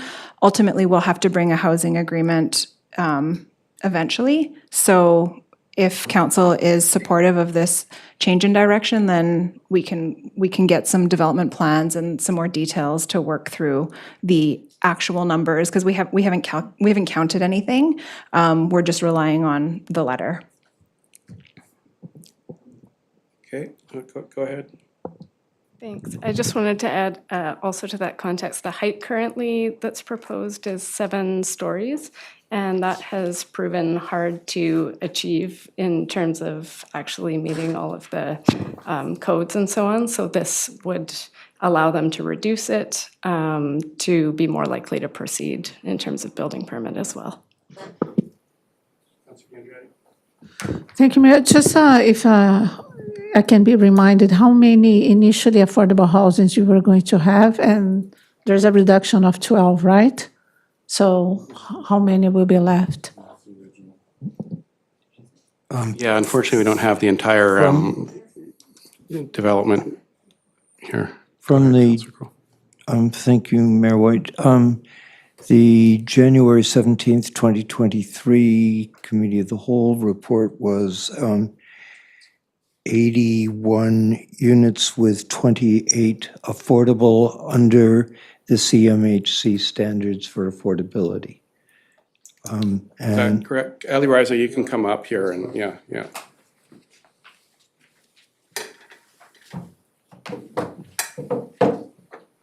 Hello, everyone. Yeah, thank you. That's correct. Yeah.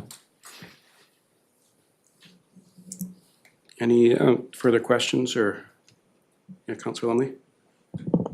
I would be happy to keep moving in this direction.